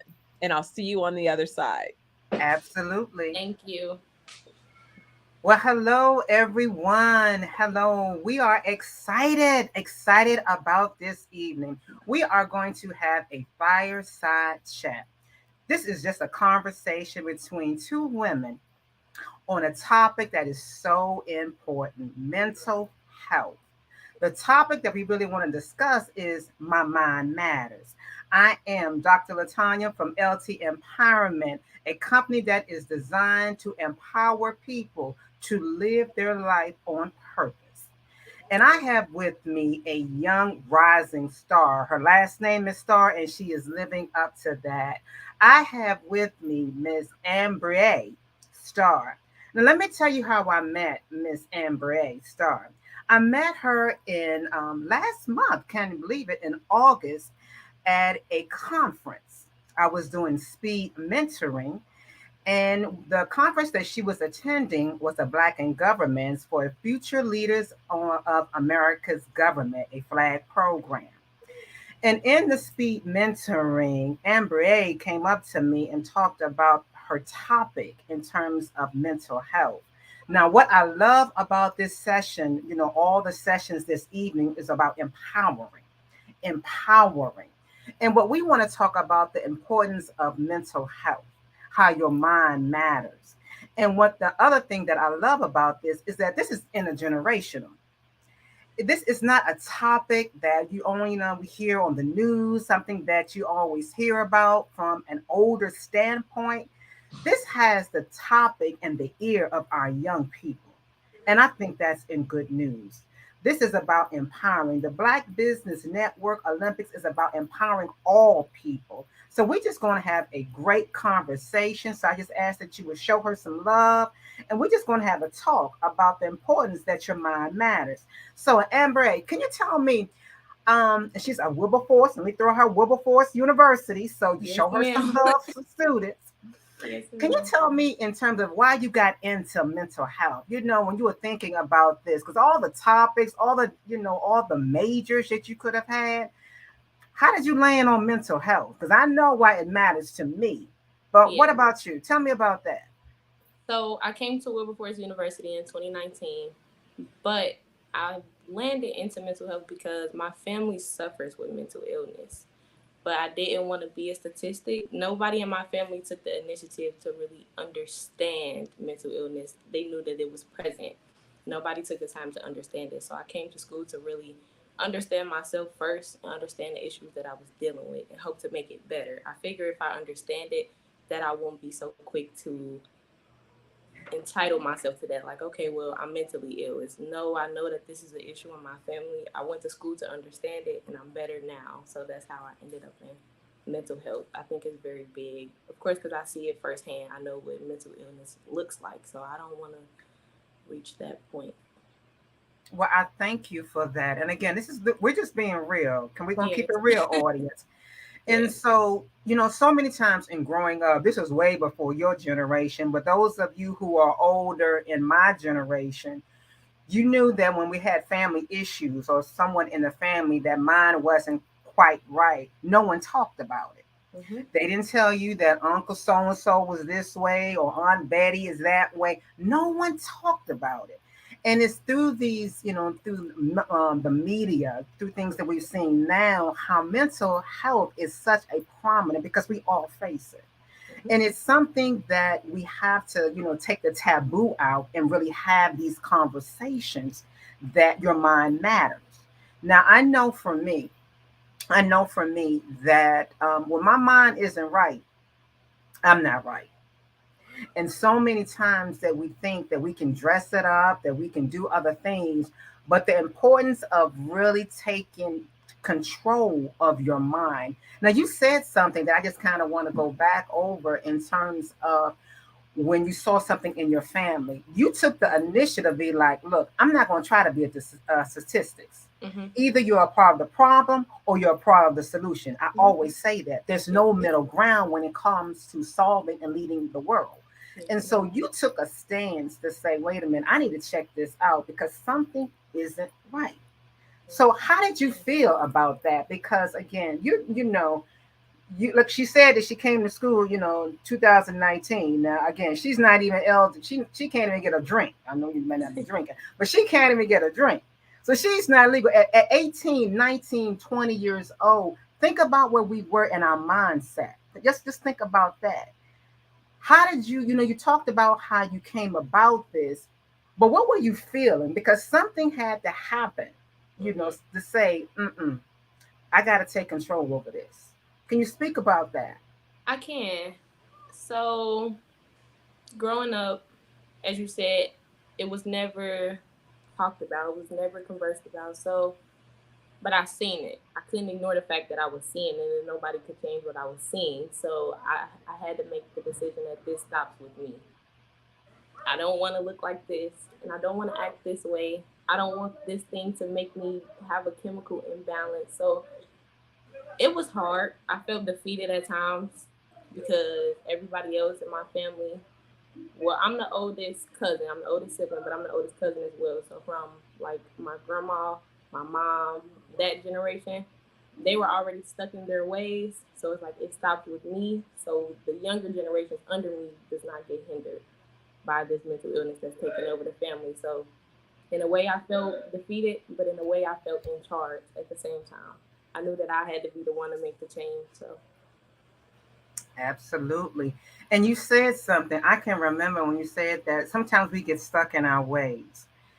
There are a lot of times that we say that, oh, it's just that way. Or I'm like this, get over it. But that's not the case. Even when we look at statistics and when we talk about domestic violence and domestic abuse, for say, is sometimes we think about the physical, but it's also the mental. It's also the emotional. Growing up, how many of you remember sticks and stones may break your bones, but words will never hurt you? That's a lie from the pit of hell. A bruise, and I'm not negating any type of violence. Let me first say that. A bruise, some kind of way, can be covered up or you can heal from. But when someone gets into your mindset, when someone deposits those words, those negative affirmations, when someone tells you what you can't or you can't live without me or I made you, that sinks in. I can tell you firsthand in a situation that I was in a mental abusive situation, that's the negative thing. I had lost my voice. And I don't know about you, you're too young for that. And that's one reason why I tell people why we need to talk up and talk about this and have these conversations, because I had lost my voice because of the stigma. I was ashamed. How could something like this happen to me? How could I get trapped in a relationship or a marriage that ended up like this, where I didn't know whose I was? And so It's something when you get a hold of your mind. I have a quote that I always say that your feet will never take you where your mind has never been. And I will repeat that. Your feet will never take you where your mind has never been. And what the essence of that is that if you cannot conceive it in your mind, you are stuck. You're stuck. And so you have to really, encourage yourself and play a different narrative in how you frame it to get out of that. And, when people are in a generation, not even a generation, but a mentality that, hey, I'm just, this is the way it is, just take it. That's not so. And another thing I want us to talk about, and I want to see how you feel about that, is when, it used to be taboo about getting help. Especially in the Black community. Take it to God and leave it there. Take it to God and leave it there. Leave your problems at the altar. I get that. I'm a firm believer. I have a great relationship with my Lord and Savior. However, the Bible speaks about wise counsel. There are certain things that I need to lay on a couch. I need to talk to someone to have an objective opinion to help me process what I'm going through. I love counseling. I had a counselor and she had to tell me, LaTanya, I think you're healed. You don't have to come to me anymore. I would find problems for her. I mean, we were only together for like 5 years. I wasn't healed yet. I felt like I needed to help. So tell me, what do you think about that? Because now the stereotype, to get that out and say that it's okay to seek help. What's going on in your community? Because your community, the college age, the generation Y, Z, the millenniums, what's going on in your generation about that in terms of seeking help?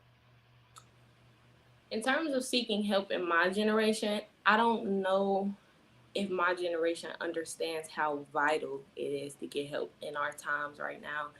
I don't know that for me personally, and I'm going to double back but speak on what you said. For me personally, coming from my family that had that narrative on this is the way I'm going to stay and I'm not going to get help because I may look crazy, it made me shy away from wanting to get help. Like, okay, maybe getting help is a bad thing. Maybe this is not what I need to do. Maybe I can just go talk to God about it. But as you grow older and things kind of get more traumatic, you realize that my brain can't hold all this. My body is not fit to hold all this. Someone else has to have enough space because I don't have the space anymore. The mental capacity gets so cloudy sometimes that you need to let things go. You need to converse with somebody. Like you said, Dr. LaTanya, you need to lay on the couch sometimes and talk to your counselor and find those problems. Those problems could be underlying problems sometimes. So for me, I try to be that advocate for getting help, and I try to tell people, my colleagues, being in college, my classmates and stuff, telling them it's okay to get help. I had to tell my dean of students today that to send me a reference for a counselor because things get heavy sometimes. So to my generation, it is okay to get help. You heard it from me first, that it's not scary, that it is safe, that people do care. It is, and you said it so well.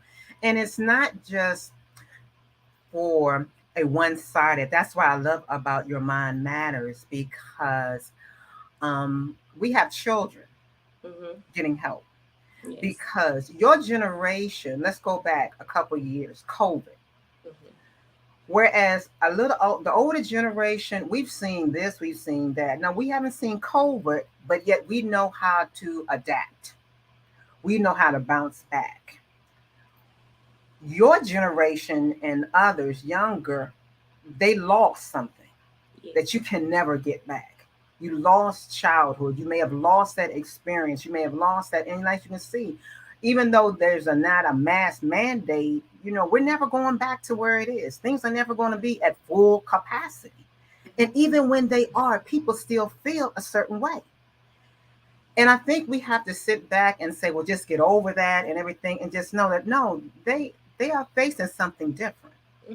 That generation, that class of 2020, they didn't walk. They didn't have proms. They didn't have, their proms, their graduation, things were virtual, things were, they lost a whole thing that we participated in. And that's an experience. See, one thing I like about experience and like time, you can never get it back. You can never get it back. And so that's how we have to value that. Go ahead. If I may, just tap in with to tie the mental illness to what you're talking about right now. For the class of 2020, facing COVID and things, going through high school, you're preparing to graduate and to go to your senior prom and to go to all these big events that you see, even the class before you, because I graduated in 2019. So to see the class before you get to celebrate all these things, that could even take a toll on someone's mental. It's like, but I worked so hard for these things and now I'm shut off from the world. Now I have to wear a mask. Now I have to stay home. Now I can't see my friends. Things like that causes people to mentally change. I'm not going to say become mentally ill. I'm going to say mentally change. It could drastically affect someone to have these expectations and then watch them be taken away and there's nothing you can do about it. So that could definitely have an effect on someone. And that's dramatic. That is. And it's also how you cope with things. Yes. We're in a society now that is not communal. You know, it used to be going back and we're having this generation talk, right? Mm-hmm. Growing up, you know, if you did something, the neighbors would report on you. You know, they'd be like, I saw her. That wasn't right. You know, she snuck out. She had someone in the house, you know. Everyone cared about each other. Now we're in a generation where I can't, you know, I got to keep to myself. I can't tell you this. And we're so scared and living in fear that it messes with your mindset. And I know for a fact that when you feel like you're in isolation, that's a dangerous place. Yes, ma'am. That's a dangerous place because going back to abusers, one thing that I learned in my counseling session, that an abuser will make his victim feel in isolation. They want you to cut off from your family, from your friends, from anything connected. So therefore, they got your mind. They're controlling. And when you're in isolation, you feel like there's no outlet. Your mind is gone. Your mind is gone, yes. And we have to do that. We have to make sure that, you know, you need to tell your story. That's one thing that I love about this platform. It's a platform for people to tell their story because everyone has a story. Yes. So what do you think about that in terms of, you know, the telling of the story and living in isolation, because the enemy will trick you to feel like only you is going through that. You're the only family that have something crazy going on. And can I see those of you who may be, you know, live or can chat? Can you? You are not the only one with some crazy, or I would say some interesting family members. Hello. Someone says that you can choose your friends. You can choose your friends, but you can't choose your family. Your family is who you have. And so your situation is not alone. But when you get in isolation and when you think that no one, you can tell the story or you're too ashamed, the mind start going in a different direction. How do you feel about that? I mean, you know, and opening up, because you have to be vulnerable. How do you feel about that? So I think that this is a very good question. My quote for this platform today actually was that everyone is going through a battle, so be kind always. That was actually my quote that I prepared this evening. So just to tie that back into that question, the mind has a funny way of making you feel alone when only thing you are is surrounded by love. So I say just look around you and try to remember why the people around you are around you. Because people, even when we get upset or sad, we think isolation is the best thing for us. But you realize when you get home and you shut yourself off, it's like, why did I just do this? Like, I need my friends. I need somebody to talk to because I'm so upset. I'm not getting anywhere. So isolation is not always the answer. In some cases, it may be. But even then, when you come back down to that cool level, you realize that you just now want to self-reflect. Now you want to talk to your peers about why you were upset, about why you isolated. So I don't think that isolation is the best. I know that it can be helpful, but sometimes it can make you go a whole different direction from where you started.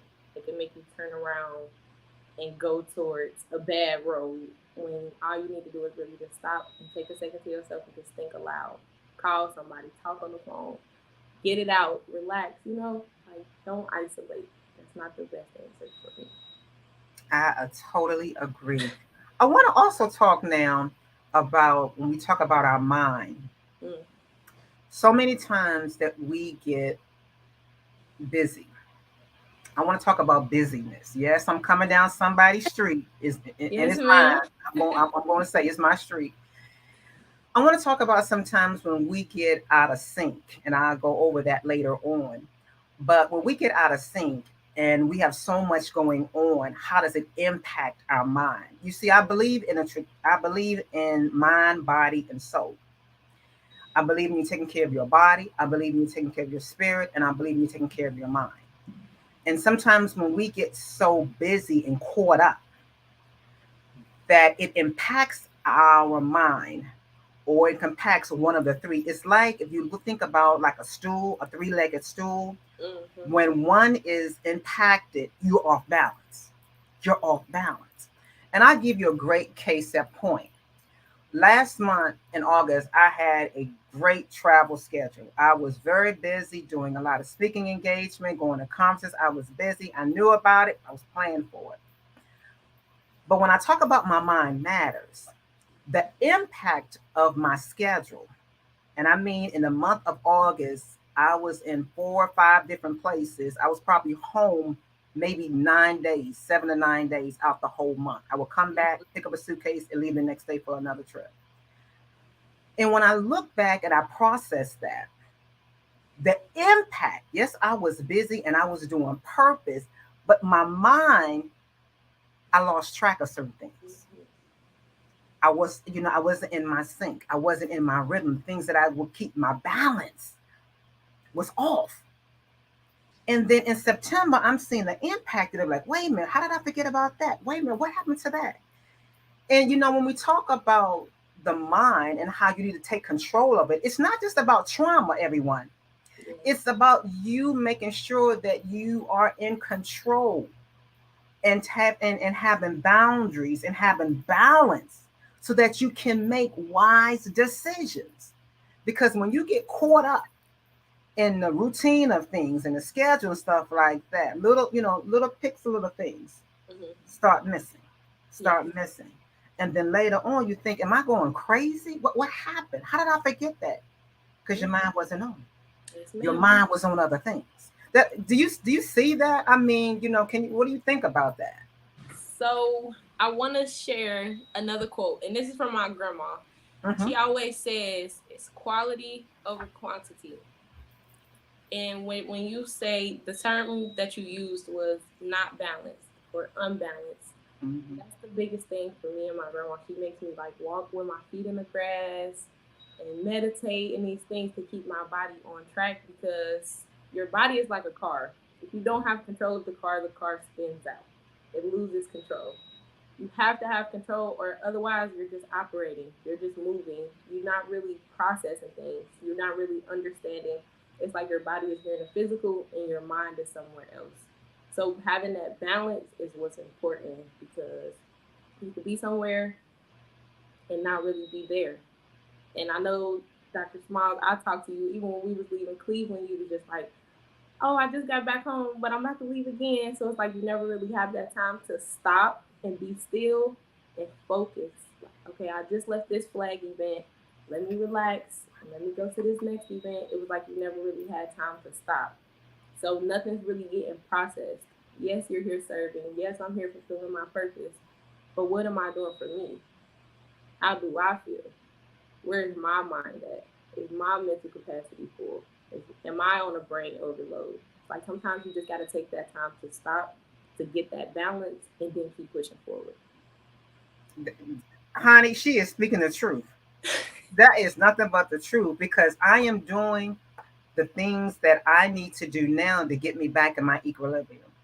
Because you're right, I was off balance, and you think your mind kind of tells you like, oh, you got it, but girl, you better slow down. you better slow down. Yeah. But I want to share something. One of the things that I love to do in terms of getting your mind together is like, I believe in investing.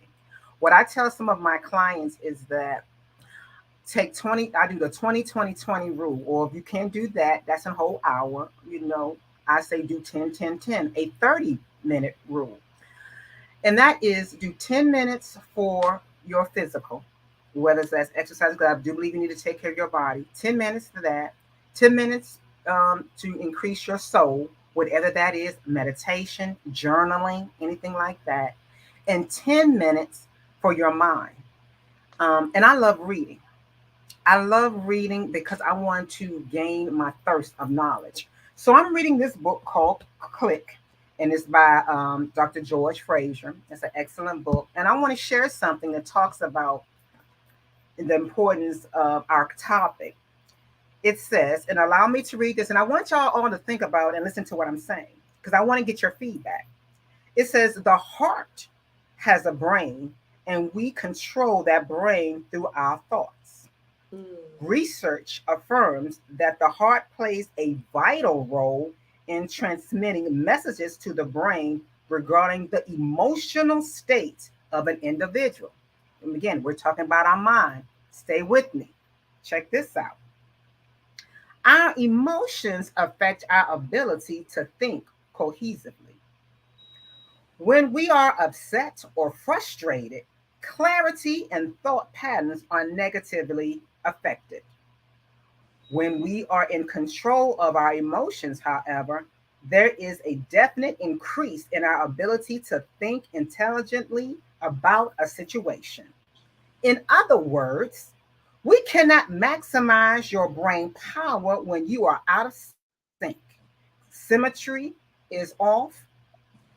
You are interrupted. Communication is suffering. What I love about that, and when I was thinking about our topic, is that, again, going back to the research, the science, is that when there's something going on up here, I'm not my best performer. I'm not my best performer. I may think I got it going on, but I'm not. And emotionally, everything is triggered. Everything is triggered. It can start in our heart, but it goes up to our brain and it affects our equilibrium. That's why I put it like this. If you are going through surgery, dental, whatever kind of surgery, if your doctor had a bad day, do you want them to operate on you? No. Dismiss them right away. Or if you are in, a situation where someone has to make a case for you and they've been in an accident or something's going on at home, they're not making wise decisions. And that's why we're talking about how the mind matters, because sometimes we think about, is it this way or is it this? The mind is triggered to everything. So give me your feedback about that in terms of when you are emotionally attached. And that's why also, let me just say this. I'm very careful that if I am emotional about a situation or I'm at level 10, I'm not going to speak right now, because what comes out of my mouth, I can't get back. So tell me about that, because that's a mind thing.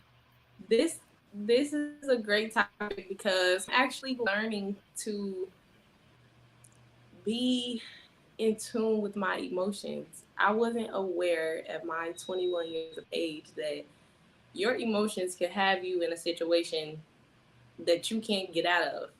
So realizing that, like you said, your heart, and like the books, I really think that's amazing that's inside that book. For a while, I'm going to say that your heart sends signals to the mind, and from once it's your mind, you're thinking it, eventually you're going to start acting on it. People react out of emotion a lot, even if they think that they aren't, even if they think that a situation may not affect them, trying to just brush it off like, okay, I'm not worried about that. But your actions, the things that you do and how you move are reflecting that. It's showing, even if it's hurt, it doesn't always have to be out of anger or out of spite. You could be hurt and be moving like you're hurt. So it's like the signals that you receive is like, it could take over. It could start taking over the mind, and I don't want to be the person that ends up in a bad situation because my emotions, like you said, if I'm on level 10, it'd be hard for me to come back down at times. It's like I have to really sit and talk to myself and Brie, this could end very, very bad. So just stop. Like, so it's hard. I think that it's very important to be in sync with your emotions because, like I said, it can have you in some situations that you can't get out of. So being in tune is definitely important. It's something that I'm still learning, and it's a work in progress. It is. It is. And one thing about it, when we talk about our mind and our emotions, it's a difference between responding and reacting. Yes. See, when you react, it's immediate, it's on the impulse. What we need to do with our mind is respond. And when you respond, you stop, you process, you gather all the data, and then you make a response. But reacting is just like that. Oh, I'm going to react. And there were times, and let's be honest, there were times that we just reacted out of the emotions, out of our mentality, out of whatever was going on at that state and place. And so that's why when we talk about watching our mind, guarding our mental health, are we in the best state to make this decision? Do I have all the information, or am I riding on some conclusion of what I've heard or what I've seen or what feels like it should be? You know what I'm saying? Yes, ma'am. It's So like what do you people have people have this ideal where they don't step back. And when I say people, I'm included in people. We don't take the time to step back all the time. It's like I hear something and my heart and my mind is telling me to just go. But it's like me personally, after I go and I sit back, I have to think like, hey, you really could have stopped. You could have thought for a second. You ain't think that went through. You know you overtalked. Like, just relax. Think about what you're saying. So emotions can push you to drive to go into something that's not always good. It definitely can take over. But I can say this, once you become resilient and you are in sync with your emotions and you realize that, okay, this situation is not going to move me. This situation does not control my mind. You become more stronger. You become so much more powerful when you're not moved off emotions. When a word can't trigger you or when a sentence can't move you, it's more power to you as an individual. That's what I'm learning as well. It is. It is. And you said it because that's so important. And as we're looking at our mind, sometimes we just have to have a mental checkup. Yes. Yeah, we have to have a mental checkup. You go to the doctor, you have your annual checkup. You should have a financial checkup. Mm-hmm. You should have, all different types of checkup. Your car gets checked up. Yes, ma'am. But what about your mental checkup? Are you checking in with your mind? Am I okay? And do I have the capacity, the mental capacity to do what I need to do? And it's okay to say, not today. Not today. My sister always says she's at mental capacity. And, sometimes you'd be like, okay. And sometimes you could be like, I've done all I can do today. I'm done. Yes. I'm done. And guess what, audience? No is a complete sentence. Let me say that. No is a complete sentence. I don't need to respond after that. I don't need to tell you my explanation. No means no. And sometimes the way we push ourselves and where we put ourselves and mess with our psychic is because we're trying to compete. We're trying to be, again, not somebody else and not looking at the person in the mirror. Check on your mind. This, if it doesn't feel right, like you said, grandma said, sometimes your spirit, that inner intuition, some ain't right. Go with your mind. Don't try to, analyze it. Just think about that. And I think it's all in the title as well. My Mind Matters. And the last speaker as well, she touched on mind, body, and soul. I think that that's most important because that's all you have at the end. It's literally your mind, your body, and your soul. Those are the things that make you who you are. So if you aren't intact or aren't content with those things, what do you really have control of? Like if your mind is not on the same page as you are, you don't have control, and that's a very bad, it's a hazardous space to be in. It's very hazardous because then you could be easily triggered or easily affected, or this emotion may move you, or You could be so busy that you forget things, and if you're not as productive, you're not your best self. If you're not balanced, if you're not on the same page with yourself. So when you come into work and your boss, and this is just an example, your boss is giving you orders, you're on the same page with your boss, but when you go home, you and yourself are on two different pages, if that makes sense. It's like, don't be so caught up in work and the things around you and the people around you and what they want you to do. It's like, you matter first. You got to make sure that you are okay. And when I say okay, it's like literally, okay, I can listen to you talk. I could go have a productive 8-hour shift. I can come home and live my social life. I can talk to my friends. I'm not overwhelmed. My brain is not overloaded. That's being in a good space. I know sometimes when I get home, I can't even talk because I've been so social all day. I just need silence. So, and I know that that's me being close to a brain overload. That's me overworking, being social all day. But usually I'm talkative. So when I notice that I'm short on talking, I know that, okay, Andrea, you need a mental check. Something is not right. Something could be off. So, yes. That's so crucial. I want you to think about some points. I have 3 takeaways. What I ask to tell everyone in terms of how do you guard your mind, and talking about your mind matters. And so let's just do it. I'm gonna go my point, and I want to hear one of your points, and we're gonna go back and forth, okay? Well, because this is a conversation. This is a fireside chat. So my first point would be, my first point in terms of your mind matters is to get to know the real you. Get to know the real you. And what I mean about get to know the real you is how you are created for a purpose. You are created for a purpose. You don't have to be anybody else but you. And sometimes when our mind is out of sync, when our mind is, we having that battle, it's because we are trying to live someone else's purpose. We are trying to be an imposter.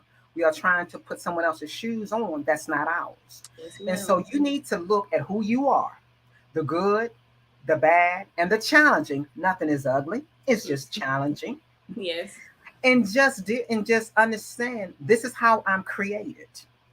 And once you can know who you are, that starts with your mind. That helps you control your mind. So that's one of my points. So what will be one of yours that you would tell the audience here? One of my points regarding my mental health would be realizing that if I don't take care of it, it will not take care of me. Realizing that my mental health is really close to all I have in this world. I have to be in a good space with my mental. It could save me. So that would be one of my points. That's I love that. My second one will be watch the company that you keep. Yes, ma'am. And when I'm talking about company, I'm talking about people, places, and things. Again, I love reading and I love empowering my mind. And I heard from, I always listen to Dr. Darius Daniels, and he says something intriguing about the decision, because he's on a series about decision making. And he said this, and it blew my mind. So get ready, y'all. Get your pens ready. What entertains you teaches you.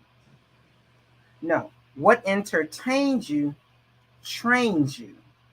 In other words, what's entertaining is teaching and training us. You mimic sometimes what's entertaining. And again, it's subtle. Gets into your mindset. It gets into your mindset. You might say, well, I don't understand. I don't really like that. But it got into my mindset. And I give you a case in point. Music. There are some music and some lyrics that you might not like the lyrics, but the beat is played back over and over, repetitious. It's done for a reason because it's in your mind. And then once it gets in your mind, you start singing it and you start, you may be even dancing off of it. But then you come back, I don't like that. That's not the same values because it came in your mind. And so it's the company and the things that keep, because there are some places that are triggers. There are some people that are triggers. There are some people who can kind of tell you that you won't be anything, that you can't do nothing, and they don't have a mentality to get off and do something. So when they see a Miss Ambre Star out here a young 21, 20-year-old getting ready to make things happen, or she just trying to better herself. She she's still from this side of the town. You got to watch her company. Yes, ma'am. Association brings on assimilation. So you have to watch your company. And so that's what I would tell you, that watch the people, watch the places, watch the things that you do, because that all has a way to impacting your mind. Yes. What would you say your second one would be? I was gonna say you touched it before me. My next one was if you are the biggest or the smartest in the room, change the room. There you go. So I previously, before this one, I had the honor to sit amongst Dr. Latanya Small, Dr. Kelly, and others. And I was the youngest in the room, and it felt amazing to just hear all these people talk about their lives and what they do, and actually be able to provide advice. I was able to give people that's way farther than me in their career, like life is settled and things, but to be able to converse with them and we give advice back and forth, it was a wonderful feeling. So just to keep changing the rooms as you grow bigger, as your mind grows, as it strengthens, just keep changing the room. Because like Dr. Smile said, who you surround yourself around can sometimes hinder you. It could be entertaining, but could put in a red light on things that you have going on. So keep changing that room and keep getting bigger. That's right. That's it. Yes. We believe in exposure. Yes, you may ma'am. be the youngest, but you have a seat at the table because what you have to say adds value. My last point will be something I've said earlier, is find your rhythm. Find what regulates you. Find what regulates you. What regulates me is nature. So early in the morning, I have to get up. I have to go for a run. I have to go for a walk or something like that. I have to get outside. I have to read. I have to journal. One thing I love water. Those of you know me, y'all see me by the water. I'm at a beach. I'm on a cruise or I'm something by some water. I love that. And I love a rocking chair. Cracker Barrel, you got to know. You got it going on. I love a rocking chair, sitting outside in a rocking chair and letting just ease my mind. That regulates me. What regulates you? What gives you that peace, that calm, that passes all understanding? Find that, your happy place, and it will help you control and know that your mind matters. So what was your last point? My last point for protecting mental health. My last point would be to remember that it's not just you. That would be my last point, to remember that you aren't alone. And when you feel alone, that there's always somebody waiting for you to just reach out. And that's what I had to realize personally, is like sometimes I would suffer internally because I thought that, I didn't have help. And then as soon as I was to reach out, even a tad bit, like I received that love. So to realize that it's not just you and that you aren't alone. Yes. That's the point. Yes. And what I have found, that we are all connected. Yes. And that's why it's so important. And I want everyone to hear that you need to always tell your story. Mm-hmm. Always tell your story, because there is someone who can identify with that. There is someone, if I have 10 people together, I can guarantee you at least 7 of them understands the message behind that. They understand what happened. And speaking on that, Oprah and Dr. Phil Perry did a book about trauma. And I love the title is What Happened to You, because sometimes how we rephrase things, when we see it, because everyone has faced some type of trauma. Yes, trauma is impacted throughout different things. Having a bad grade can be a trauma situation for someone. So I never negate anyone's trauma and saying, it has to be at a level 10. No, trauma is trauma. And so I have learned to change my conversations when I'm talking about people and having gone through something. And even with mental situation, is what happened. It's not like, why are they like that? Why is, Aunt Betty crazy? Or why is Uncle Bob, why does he have to be locked up or something? It's what happened. What happened? You want to Something happened. Mm-hmm. And we have to unpack that, but it's until we all feel vulnerable and safe to do that. And when we're talking about our mental state and how we do things, it's what happened. It's what happened. It's something that's happened. We are who we are. Positively, negatively, challengingly. We are who we are because something is happening. Amber A stepped up to be on this platform to study mental health because something happened. Yes, ma'am. Something happened and she wanted to make the difference. And so I think we all need to understand that and look at the conversations that we're having. What happened? So what would you say in terms of what would you give the audience, your friends, your colleagues, your classmates? What would you tell? Because this is bigger than us. This is way bigger than us. Definitely. What would you give the audience in terms of, what you really need to do, what you learned, what you see, and what you're going to do? Because I like action. This is all good, but if we leave this platform and we don't do anything, it's just information, nothing else. Okay. So I want to touch back on what you were just speaking about as far as being able to look around and realize that you have people and that people actually do want to understand. I am the president of New Beyonce, More Than a Modeling Troupe at Wilberforce. And I had a situation where one of my models just wasn't comfortable with speaking out, but I had to tell my executive board that we didn't take the initiative to get to know her, to make her comfortable. In a sense, you got to get people comfortable because it's not why is she like that. It's, well, what happened? Why is this situation so triggering for you? So it's like we got to allow people to get to know us, but also be open enough to get to know somebody. You can't just judge and wonder why somebody like that and never take the initiative to get to know that person, if that makes sense. So, one, get to know people. If you wonder why somebody is like that, get to know why they're like that before you judge them. And to my audience, I would say, get to know the person next to you. Get to know your community. I wish my younger self in my lifetime could go back. If we could take it years back, like you said, where the community was a village, where I knew everybody on the street, where everybody could tell if I was having a bad day, where everybody could see and react, what's wrong? Are you mad? What's going on? I wish that every space was that close. Wilberforce University is based on unity. We try to instill that family lifestyle. So I wish that every space tried to create and base themselves off unity, because it makes life so much easier when I'm not feeling well and I could just come knock on your door, or I can see you out and we know that we're not both having the best days. Let's talk about it. Being more inviting is what I would tell my audience. Be more understanding is what I would tell them as well. Also, it's okay to be vulnerable. I think a lot of people in today's society fear being vulnerable. It's okay to let people see you. My mom always told me, and Brianna, I'm not a mind reader.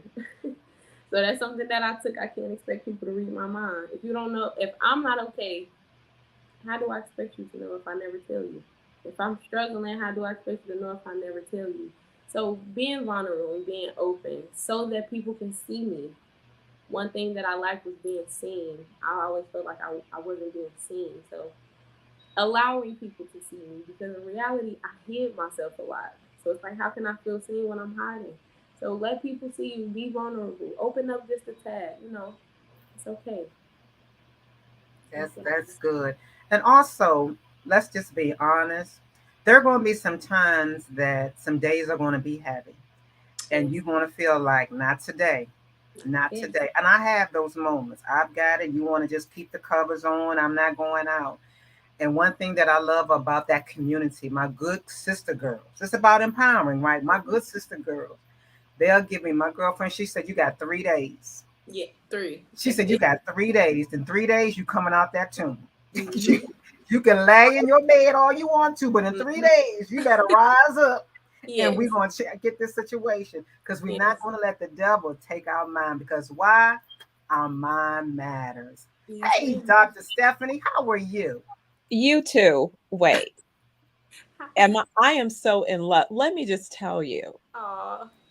There are so many things. I'm sitting back here going, oh my goodness. Yes, this was so perfect. Let me give you a couple nuggets why. One, Dr. Smalls, thank you. Your temperament, your disposition, the whole outstanding. Ambria, you are an old soul. You young lady, Thank you. are why 420 Wellness Jamaica is named 420 Wellness Jamaica. I'm speaking to you. You are who we are looking for as wellness ambassadors. Let me tell you why. Okay. So we all heard the tragedy behind Regina King's son committing suicide. For different people, fans or whatever, it hit everybody differently. Yes. For me, it hit me a certain way because I was in Jamaica at the time, launching 420 Wellness and working to pull together something so that I could get the young folks around mental health.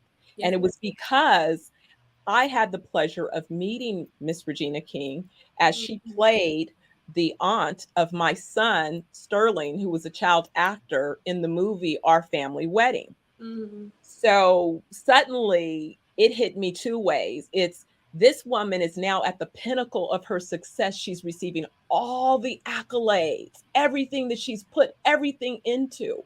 Mm-hmm. And at the same time, this tragedy happens. And at the same time, my son was saying to me, he had just relocated to live with me temporarily right before COVID hit. Mm-hmm. But then I left for Jamaica. So he was feeling very isolated being in a new state. And he was like, Mom, it's kind of getting to my mental. So quickly, my thing was, I got to get this 420 Wellness and get these young people to Jamaica so we can get them in balance and get them healed so we can help them so that nobody else, does. So I'm sitting back here going, if you two don't hurry up and tell me when y'all on your way to Jamaica, like, right, for selfish reasons.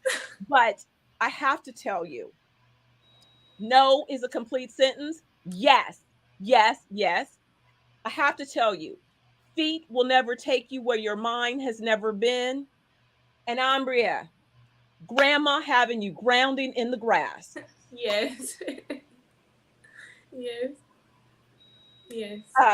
Can I say no more? So you ladies,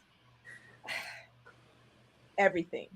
Thank you. I know you have blessed anyone who has ears on the other side of this presentation. I hope they had eyes too, but if they just had ears, I know yes, you have blessed them. And I'm so glad that I could share space with you. And I know this is just the first of many more. I'm looking forward to it. Just the first of many. Because why?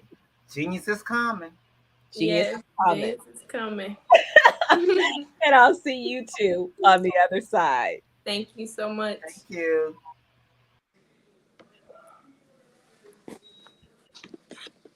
Well, everyone, wow. What a powerful presentation. Mental health is often not discussed, but it's definitely something that we need to have conversation.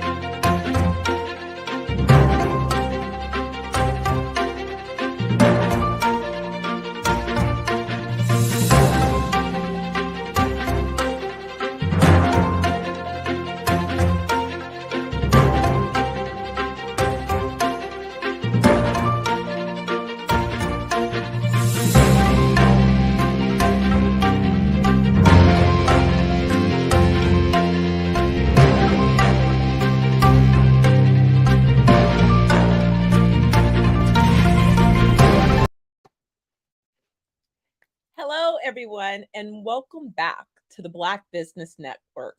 I'm Dr. Stephanie Ardrey, the co-founder and CEO of Zeniverse Wellness Group and 420 Wellness Jamaica.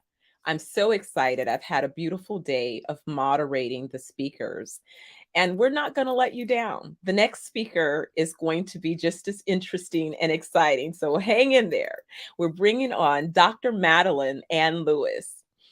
Dr. Lewis is going to talk to us about Show Up to Rise Up.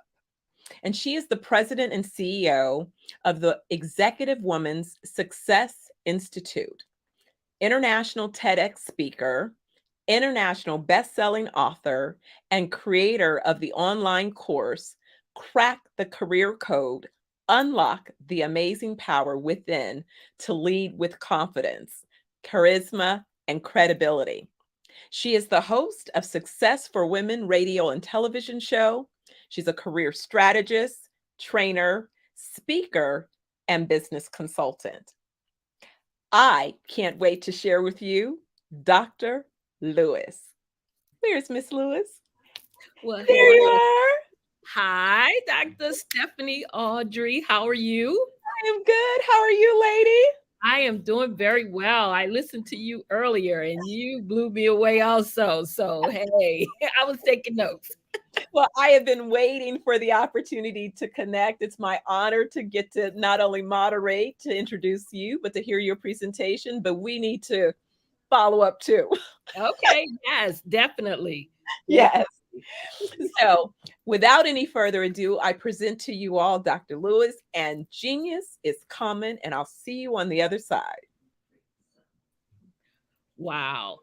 That was it's amazing. It's always a pleasure to be here to listen to these phenomenal speakers that are on this platform. And I tell you what, I just can't thank Dr. Kelly enough for the vision, this large vision that he has put together, and for sharing it with others, and definitely for letting me be a part of it. So thank you so much for that. Again, I am Dr. Madeline Ann Lewis, and I'm the president and CEO of the Executive Women's Success Institute. And what I do is help women progress in their career into upper management and executive level positions by providing them with a fast track yet comprehensive toolkit of life skills and abilities. In other words, I help women navigate through some of the obstacles they may face when trying to reach the top rung of the career ladder. I also help women veterans who are transitioning out of the military into entrepreneurship. Again, in a nutshell, my mission is to help women accelerate the path to success. You know, for over 10 years, I have mentored, coached, and advised women who were unhappy in their careers, and those that were transitioning out of the workplace into entrepreneurship. And the question that I usually get is, why do I do this? Well, I can honestly say I do what I do because I was lucky enough to have people in my life that did the same thing for me. I had people in my life who encouraged me, who motivated me, and who pushed me to reach my goals. Some were family members, especially my mother. I mean, she was my biggest influence. The person in my life that this is the reason why I am where I am, because my mother never believed in quitting or saying, I can't. Those were words that she did not want to hear. Her dream was that I would go to college so that I could work in an air-conditioned office. And she made sure that I never doubted that I could and that I would accomplish that goal. You know, I remember when my first year in college, I had gone away to college and I had a scholarship. And when I got to college, you know, when you're on your own and you think you're grown and you're free. Well, I got there that first year, and believe it or not, I messed up and I lost my scholarship. Well, when I went back home and I told my mother what had happened, the first thing she said to me was, well, you have 6 months to figure out how you're going to finish college. She said, I don't know what you're going to do, but I'm giving you 6 months to figure it out. So here I am thinking, oh, I'll go home and, mom will pick up the slack. Well, no, mom did not pick up the slack. That was a lesson learned for me that, when what it is, what they say, decisions have, actions have consequences. Well, those were the consequences that I faced. And that's one of the reasons how I managed to get into the military because of that. I looked at that as a way to pay for school for me because of my mother telling me I only had 6 months to finish college. And I tell you what, that's another story in itself. And one day I'll tell you about that one too. But when there were individuals also in my life that motivated me because they saw, things in me that I didn't see in myself. And because of this, again, this is why I want to do the same thing for other women. And another question that I always get is why women? Why do I focus on women? Well, I focus on women because there are not enough women out there helping each other. There are not enough women out there willing to pull each other up. Men may not like each other, but if they can help another man in their career or in business, they will do so. Unfortunately, women not so much. And that needs to change. And that's why I do what I do. I'll just give you another little bit of background about me. My first good job was with South Central Bell, and that was in New Orleans, Louisiana. And, I was happy to get that job right out of school, making money, good hours, only about a 20-minute commute. I mean, who wouldn't like that? I was an administrative assistant with admirations of moving into management and being an executive at that company, And there I was doing something that I liked for 8 years. And then the bottom fell out. I was laid off. And the thing that really got to me is that I was laid off December 27th.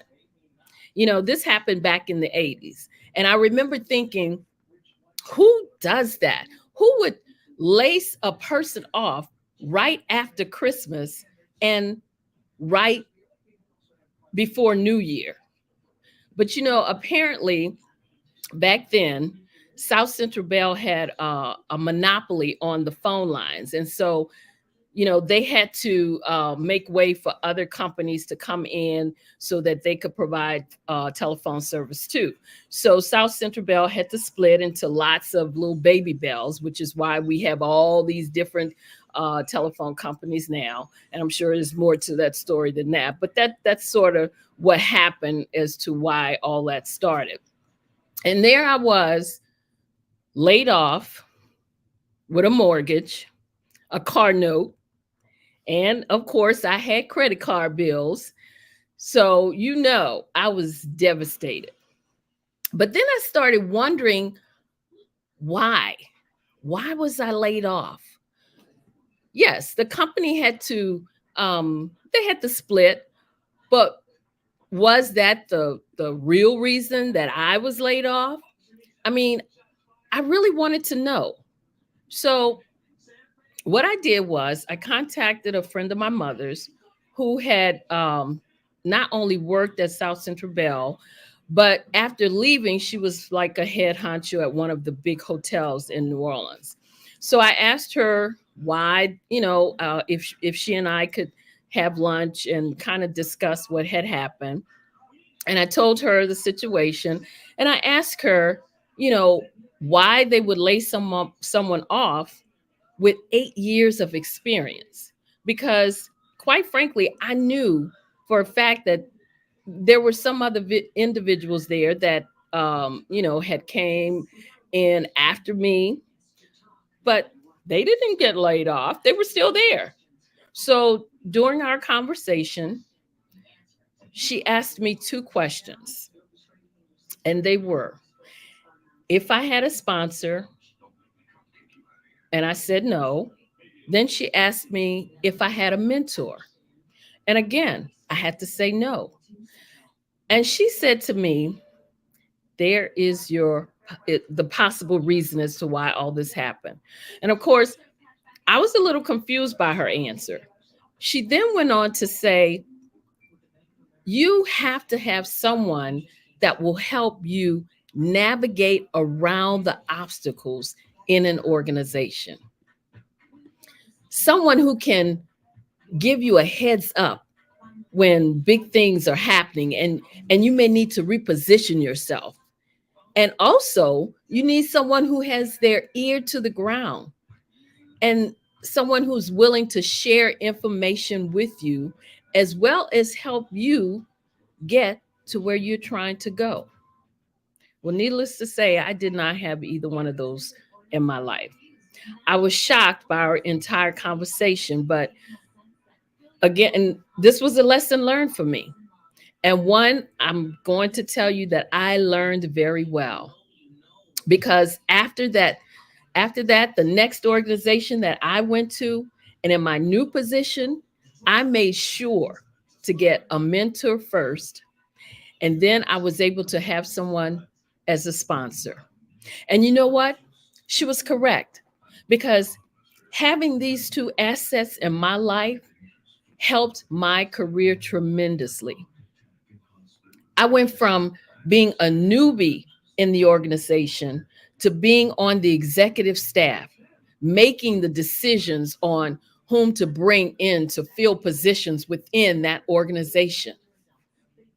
That's how valid my mother's friend's information was to me and how serious I took it. Now, I want to be clear about this. This did not happen overnight, and it was not a walk in the park, but I was better armed and better equipped and better able to understand what needed to be done. Because, you know, you literally have to learn how to maneuver your way around an organization. Something I did not know until after I was laid off. I also learned to invest in myself. I have been mentored and coached by some very top-notch individuals. And I can tell you what, because I know no one gets to the top of any profession or any business without some type of help. I started realizing that. And here's what I want to let you know. I believe that we all have a purpose. We are all unique and we all have the gift of sharing. And as women, we should be proud of our background and unique attributes.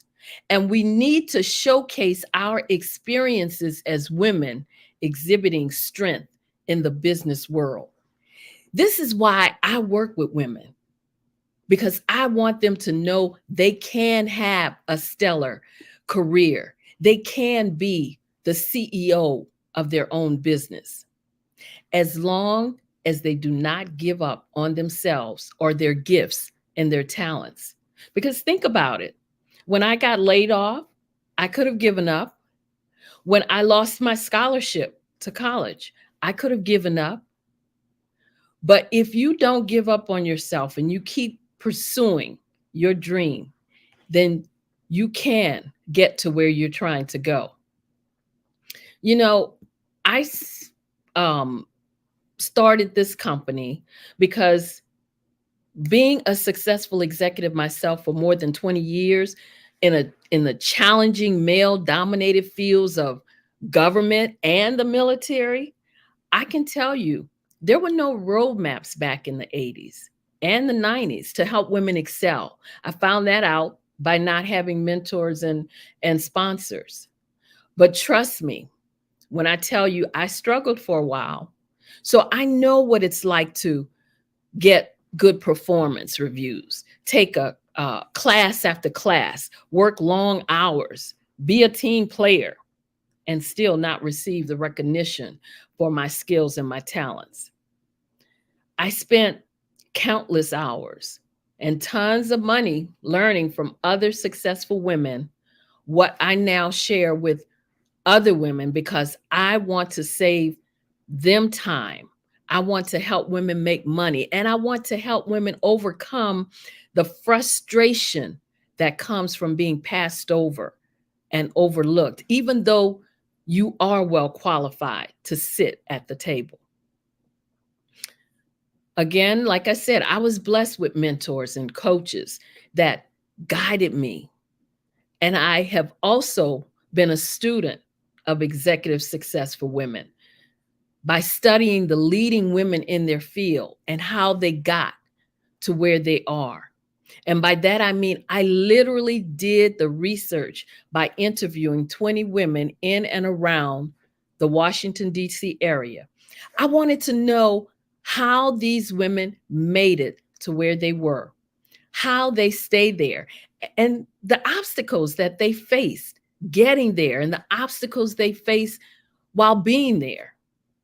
And the results from that research, I discovered the secrets of highly successful women. And I created a program from that research that I share as a blueprint to help women navigate the obstacles and challenges that they tend to face while trying to move forward in their career or in business.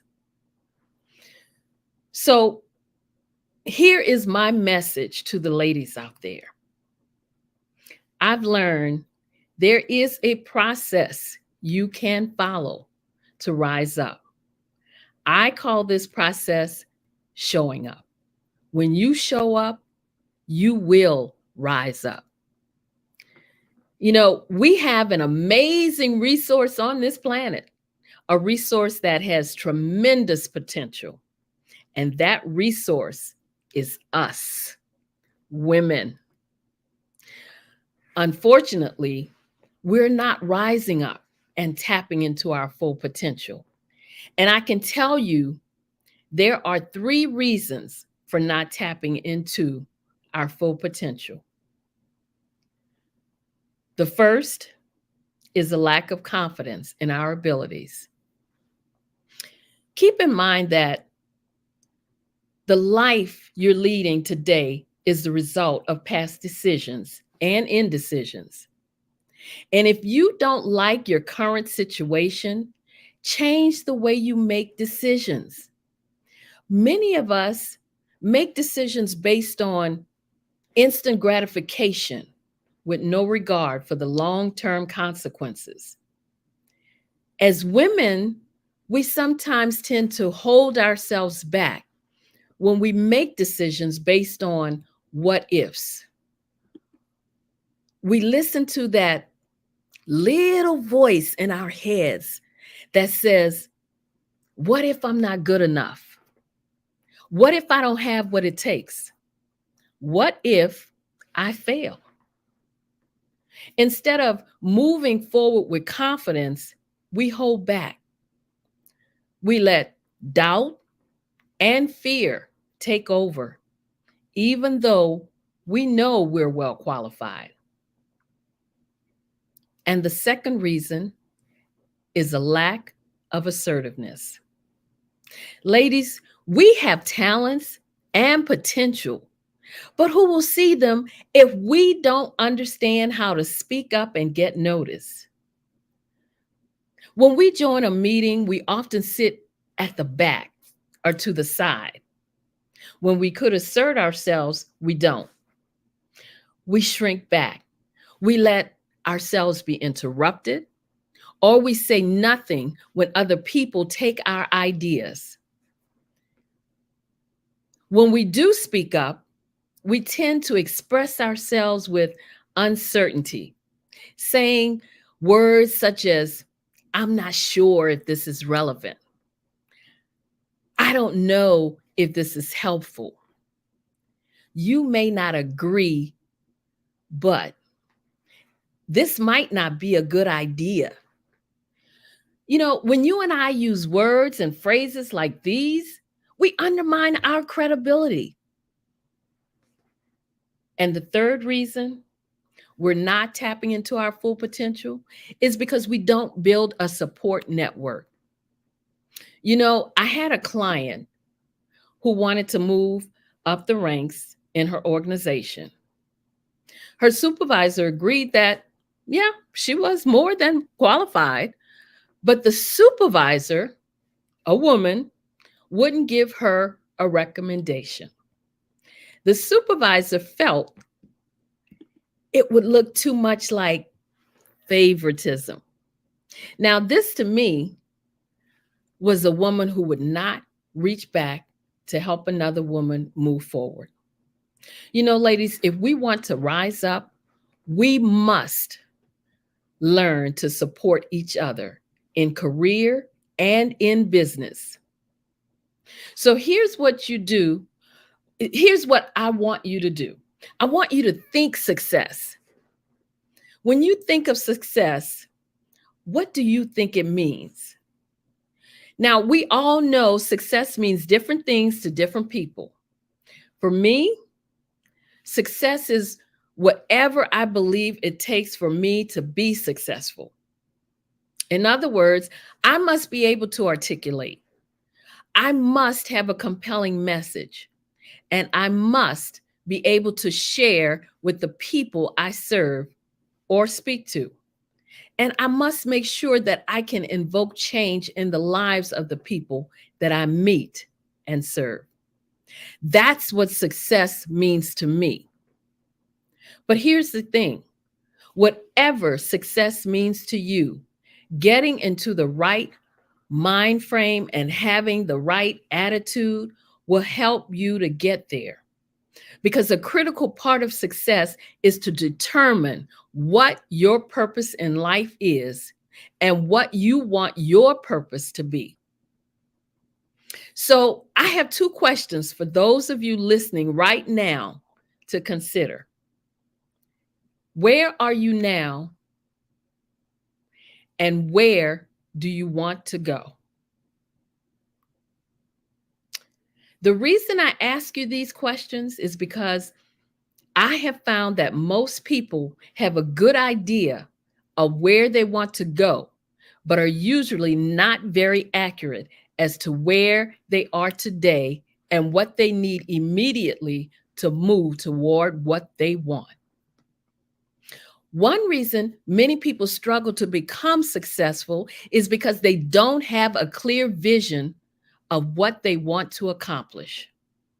They have a vague idea of the benefits they would like to gain, like maybe more money or even a bigger house, but they have no idea how they will achieve these things. They may even try a few different ventures, you know, half-heartedly working toward a greater level of success.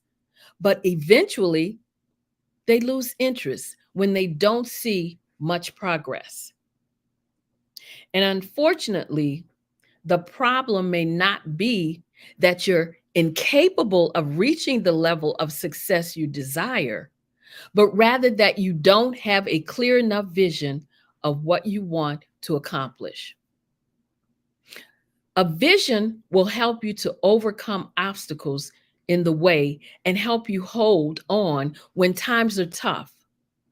A vision that is well defined helps you to focus and create a purpose that becomes your measurement for your success.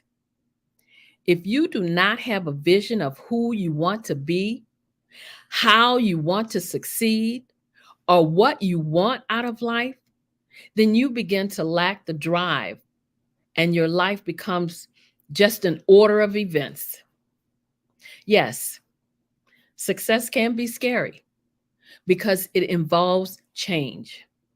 Success can be intimidating and hard to handle. Success also involves more challenges and responsibilities. And, that is threatening, which is why many people fear success. But success is a wonderful thing. We all feel great when we work at something and get the results we wanted. But here's the thing. Sometimes we succeed at producing our intended result, and sometimes we may fail. That's just a fact of life for all of us. The problem is the reward for success is usually tangible, while the value of failure can be much harder to appreciate. Life is about learning what works and what doesn't. In the learning process, success and failure have equal value as long as we learn from them both. So never link your personal worth to the results you produce. Always remember, you are a person, not an accomplishment. And never allow someone else's opinion of you to shape your view of yourself. Countless individuals have achieved great personal success, but have never realized the inward fulfillment because they're living the dream that someone else had for them and not their own. They're living up to the expectations and goals that others set for them rather than the ones they set for themselves. You will never find true fulfillment and purpose if you're living someone else's dream. Now, you may be successful in what you're doing, but if it isn't your own goal, your own desire, your own purpose, you will never have the inner contentment that comes with knowing that you're doing exactly what you're meant to do. Now, this may be another generalization, but women are considered better at interpersonal communication. Women leaders are in the position to provide feedback to other women, to assist them in their quest for excellence, and they should do so. The most important thing an established leader can do is to help others achieve their goals. Persistence, personality, and plain old-fashioned hard work are the stepping stones on the path to success. But to level the playing field, you must know how the game is played. As a professional woman, if you feel as though you're auditioning for a part in a theatrical production every day, it's because you are. It's because women are usually more closely scrutinized than men, especially if they're in a high-ranking position or a CEO of their own business, or any business for that matter.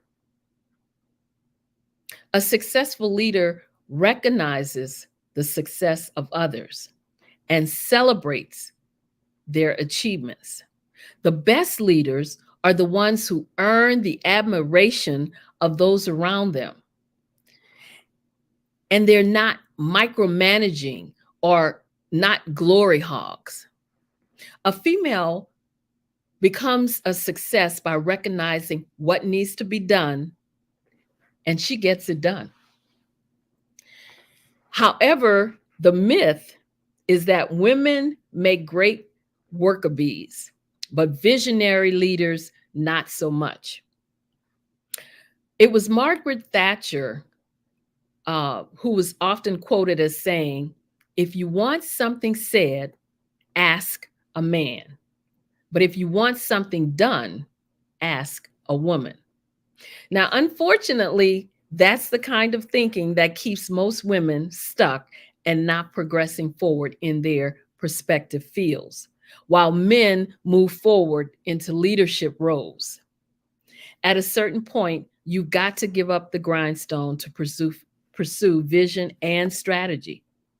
Because getting ahead is about breaking bad habits, like always wanting to be humble and not wanting to be visible. I always tell my clients that they must be comfortable with tooting their own horn. As we always tell our children, just do it. Do you want the job with the raise? Do you want a successful business? Because if so, you really must know why you want it, and you must be able to taste it. Success comes from clarity of purpose and repeated action. So here are what I consider the ABCs of success. Now, I'm going to give you all the alphabets of success here. For example, A, appreciate your family and friends. B, be a woman of principle. C, conquer your fear and count your blessings. D, dream, ladies, dream. E, encourage yourself and expect success. F, fight for what you believe in. G, give 100% and give thanks. H, help others. I, image matters. J, judge no one.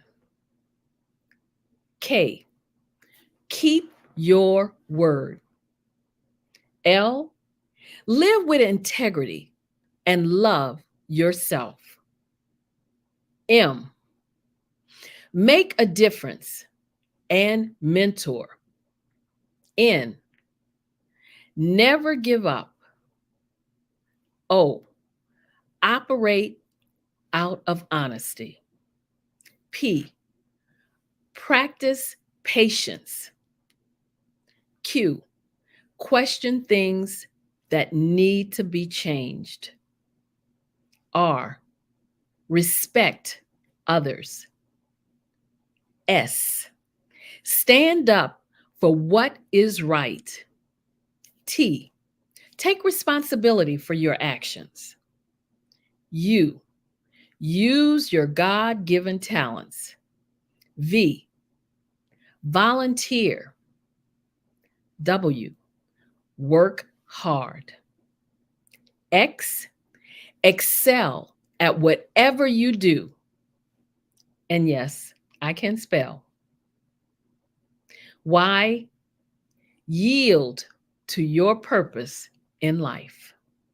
And Z, zero in on your dreams.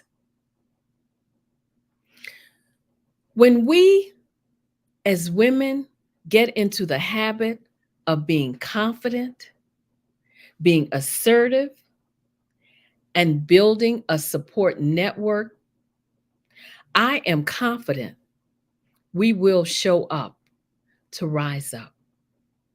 When we rise up, we will tap into our full potential. You know, that stuff that we as women are made of. Unfortunately, there are some who will never reach their full potential. And that's not because they don't possess the qualities to be more successful than they are, but it's because they're not willing to take the risk or do the work involved in reaching their full potential. Every successful businesswoman will tell you that their climb to success came with hurdles and obstacles to overcome. True success does not come easy, but determination will pay off. When it comes to succeeding in business, never tell yourself you can't be as successful as others. Know and believe that you are capable of accomplishing as much or more than other business women have accomplished. The key is to possess the same drive and determination, because that's what separates the successful from those who stand on the sidelines and watch others reach the top. Because you have to remember, they're no different from you. I'm no different from you. None of the speakers that came on here are any different from you. They succeeded, and you can too. After careful research, I found that all successful people are alike in one way, and that is how they think. That is the one thing that separates successful people from unsuccessful ones. But here's the good news. How successful people think can be learned. If you change your thinking, you can change your life. Successful people understand that where they are today is not where they will be staying. I remember hearing T.D. Jakes. He said at a conference that you should water your own dreams. No one can water your dreams but you. You must shed your own tears of struggle, because once the struggle ends, your garden will be beautiful. So, ladies, don't dim your light or let anyone crush your dreams. Believe that you're worth it. Believe that you're capable. Believe you can do anything you set your mind to do. Show up to rise up and become the woman you were meant to be. Because when we as women show up to rise up, guess what? Everyone wins. Because as I said before, we are a tremendous resource on this planet. Just keep remembering that. You are one of the planet's greatest resources. So you have to believe that. You have to know that. You have to feel that. It has to be in you to say, I'm not going to give up on my dreams. I'm not going to let myself down. And I'm not going to let other women down. And I'm also going to be there to help other women, to push other women, to be a support to other women. Because that's how we all succeed. We don't want to be the crabs in the barrel that's pulling that other woman down because we don't like her maybe moving up faster than we are, faster than I am. You don't want to be that woman that can't celebrate another woman's success. You don't want to be that woman who's always jealous of the person who seems to be getting some of the things that you want, but they just don't seem to be coming to you. They're coming, but they just may not be coming as fast as you want them.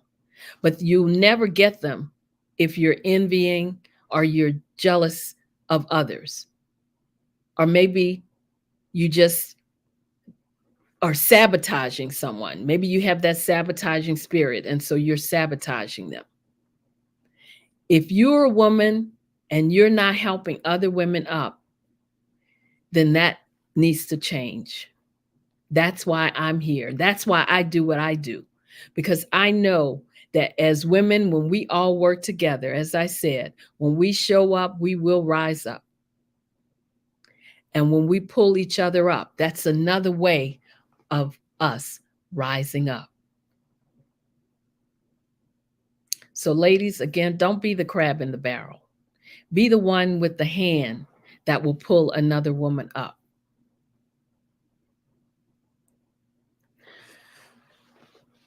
It's been a long time since I've had to say to another woman, this is not the way you need to do this.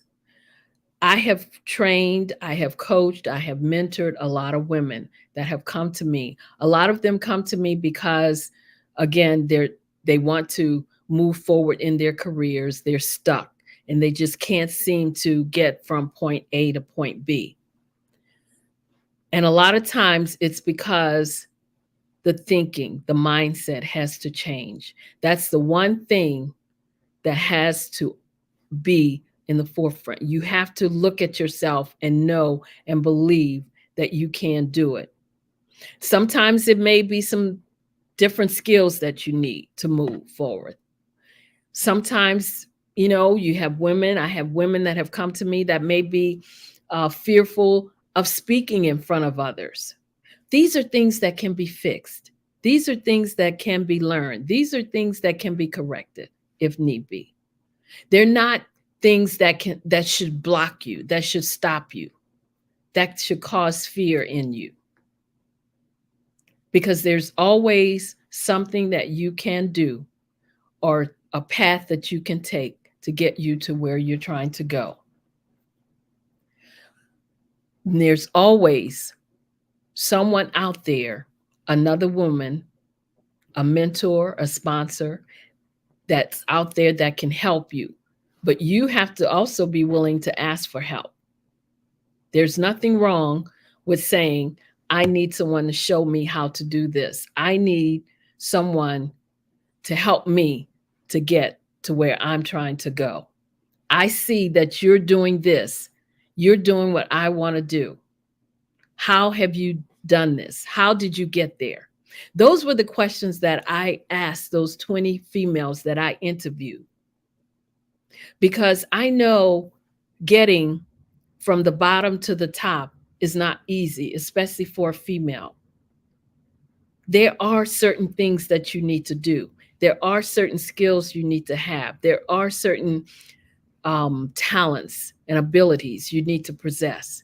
And guess what? They're there. Sometimes we just need to hone them a little more, need to pull them out a little more, but they're there.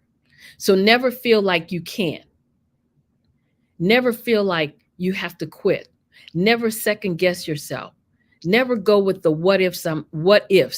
What if I'm not good enough? What if I don't have what it takes? Yes, you do. You are good enough. You do have what it takes, and you are worth it. And that's what I wanted to tell you tonight. That's why I'm here. That is why my mission is to help women accelerate the path to success. I am Dr. Madeline Ann Lewis, the president and CEO of the Executive Women's Success Institute. And my mission is to help women accelerate that path to success. So if you'd like to reach out to me, you can email me at info@exwsi.com or go to my website, www.exwsi.com. And while you're there, make sure you download my free 3-part video series on 3 things every woman should do to position herself for executive leadership. I want to thank all of you that listened to me. I hope what I said to you was helpful. I hope you enjoyed it. And I hope that it resonated and helped you to just get away from that. I can't. I need to quit. I can't do it. I want to thank also the Black Business Olympics for having me on the platform, Dr. Kelly, for his great vision. Thank you so much. This has been, as always, a great experience, phenomenal, and I love you all to life. Well, Dr. Madeline, I have to tell you, the presentation is so timely. And I am so glad that the Almighty and the ancestors gave you that assignment, because let me tell you, we all have assignments. And Lord knows, I kept saying, who's going to step up and have that one as their assignment? It's like, that's not my assignment. But I'm so happy that it's yours. And I'm so happy that you grabbed it. But here's the thing. Here are a couple things that you shared that I really think that people should hear and definitely take in. I love that you talked about the importance of mentorship and sponsorship in organizations. And a lot of times people don't understand the value of something as simple as an informational interview. An informational interview. You can conduct an informational interview at any time. Absolutely. With anyone, but certainly if you are in school, don't miss that opportunity. You know, I was adjunct faculty at several universities, and I would tell my students, look, you're going to go out and do an informational interview. Guess what? You probably will be the one that gets an opportunity, because that person may decide that they like something about you and bring you into the organization. Absolutely. It's a backdoor in. Yep. Are you submitting your resume to a database that you have no clue what's happening, the black box, right? Yep. You can go straight to the top. Absolutely. Who's sitting in the position that you see yourself in the future, right? Absolutely. The other thing that I think is so valuable, and I want to thank you, as we all should, for your service. Thank you. Because what I have known over the years is working with veterans, that the community of veterans, because of the teamwork and camaraderie that's been created, are excellent entrepreneurs. One, you know how to build a team and get that team committed quickly. Absolutely. And call to action. Right. So maybe share just a little bit about, you know, some of what you see in terms of that transition from veterans retiring from military and going into entrepreneurial opportunities. Is that a strong kind of feeder, desire, or what are you seeing since you also are offering services in that space? Yes, especially the females, when they come out, a lot of times they have these ideas because of being in the military, and they come out and they have these, you know, the talents, the things that they've learned, that leadership, especially that they've learned from being in the military, and they want to put it to good use. And they sometimes just can't figure out, where do I start? You know, what's next? Well, how do I get started? And that's what I try to do, is just get them started on the right track.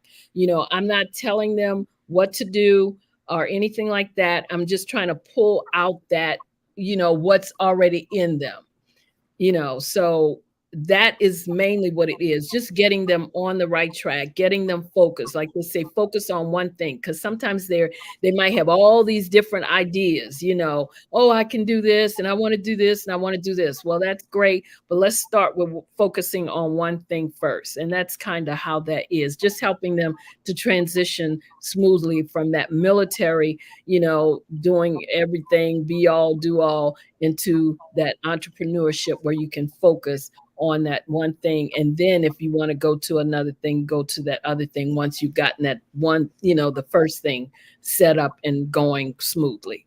Yeah. Absolutely. And you know what I think about oftentimes, you know, you talked about not only identifying mentors and sponsors, but it's also about being coachable, right? Exactly. And a lot of times entrepreneurs forget that, okay, now that I'm heading up the C-suite of my organization, that doesn't mean that you're no longer going to find somebody that needs to coach you. Because guess what?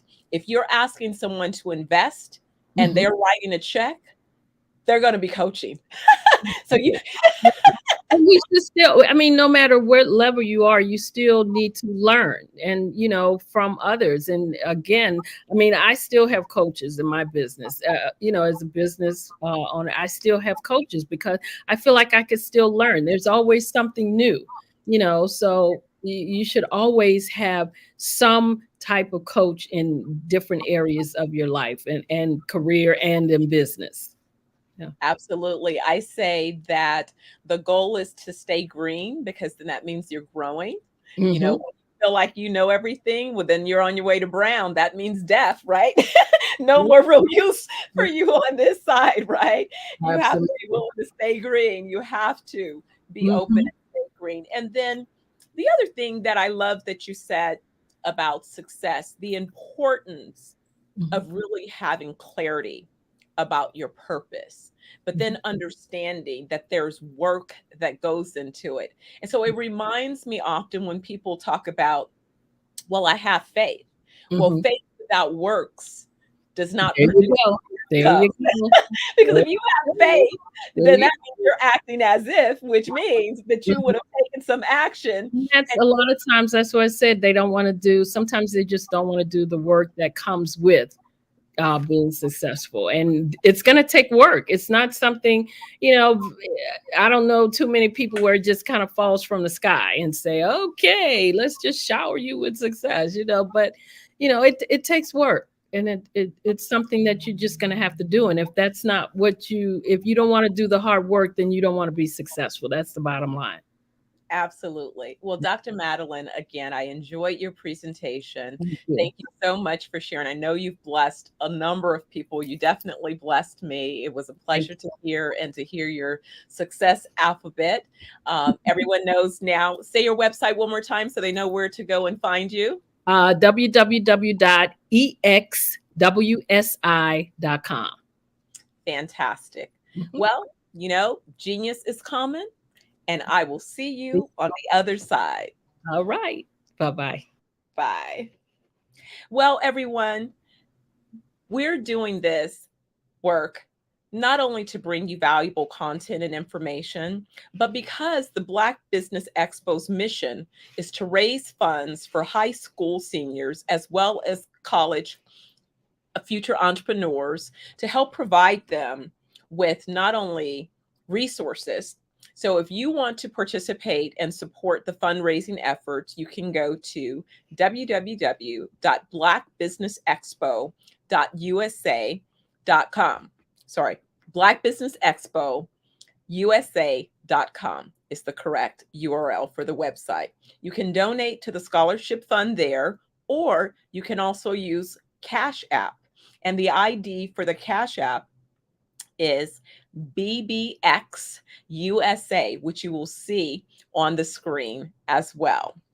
Our goal is to be able to provide laptops and up to $5,000 to students who are looking for scholarships. And students, you too, can register to be able to receive these scholarships at www.blackbusinessexpousa.com. Every dollar counts. So remember, you can add value by sharing a few dollars. And we want to thank some of the sponsors that have taken the opportunity to contribute their dollars. First, Atlantic Insurance Group, Creative Force Studios, First Financial Securities, NC 100, Carolinas, Virginia Minority Supplier Development Council, The Breathing Experience, Margie McLean Foundation, Work the Thing Supplements, B.H. Smith and Associates, Live Shackle Free, Nubian Media, Black House Media Group, 5 Star BDM LLC, Black Multiverse Enterprises,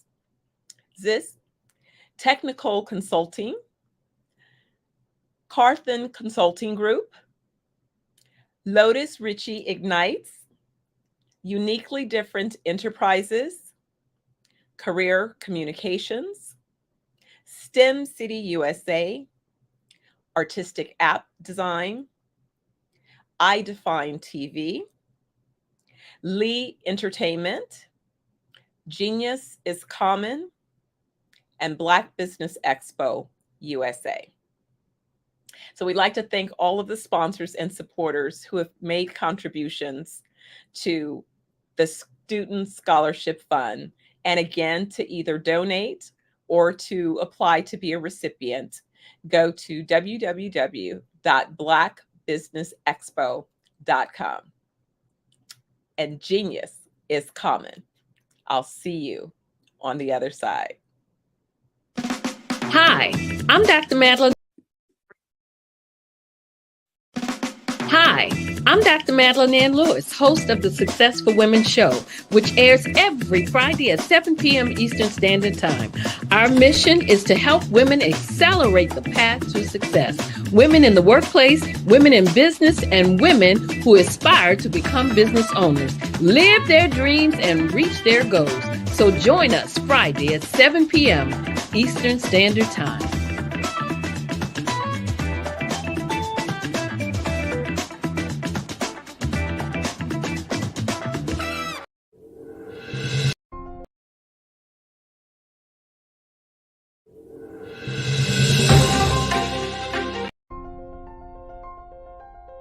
What if you could build your own city?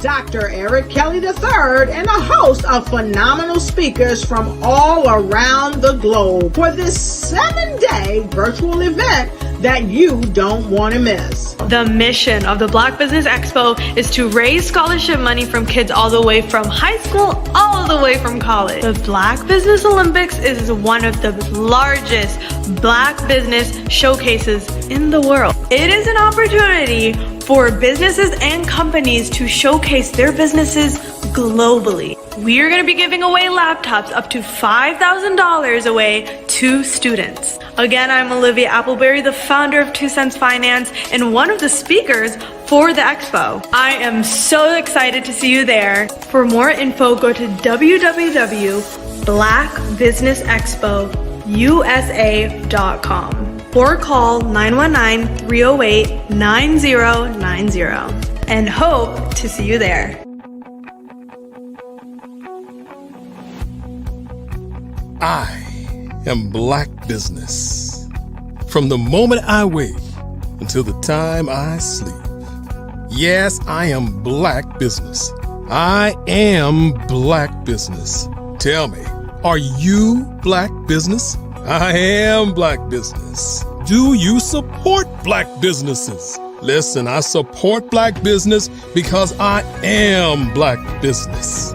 Black Business Expo, one of the largest business showcases in the history of Black business in the world. The world. Sign up today at www.blackbusinessexpousa.com or call 919-308-9090. I am Black business. I am Black business. From the moment I wake until the time I sleep, I am Black business. I am Black business. Are you Black business? I am Black business. Do you support Black businesses? I support Black business because I am Black business. Black Business Expo, one of the largest business showcases in the history of Black America in North Carolina. Sign up today at www.blackbusinessexpousa.com or call 919 380-9090. I am Black business. I am Black business. From the moment I wake until the time I sleep, I am Black business. I am Black business. Are you Black business? I am Black business. Do you support Black businesses? I support Black business because I am Black business. Black Business Expo, one of the largest business showcases in the history of Black America in North Carolina. Sign up today at www.blackbusinessexpousa.com or call 919-380-9090. I am Black business. I am Black business. From the moment I wake until the time I sleep, I am Black business. I am Black business. Are you Black business? I am Black business. Do you support Black businesses? I support Black business because I am Black business. Black Business Expo, one of the largest business showcases in the history of Black America in North Carolina. Sign up today at www.blackbusinessexpousa.com or call 919-380-9090.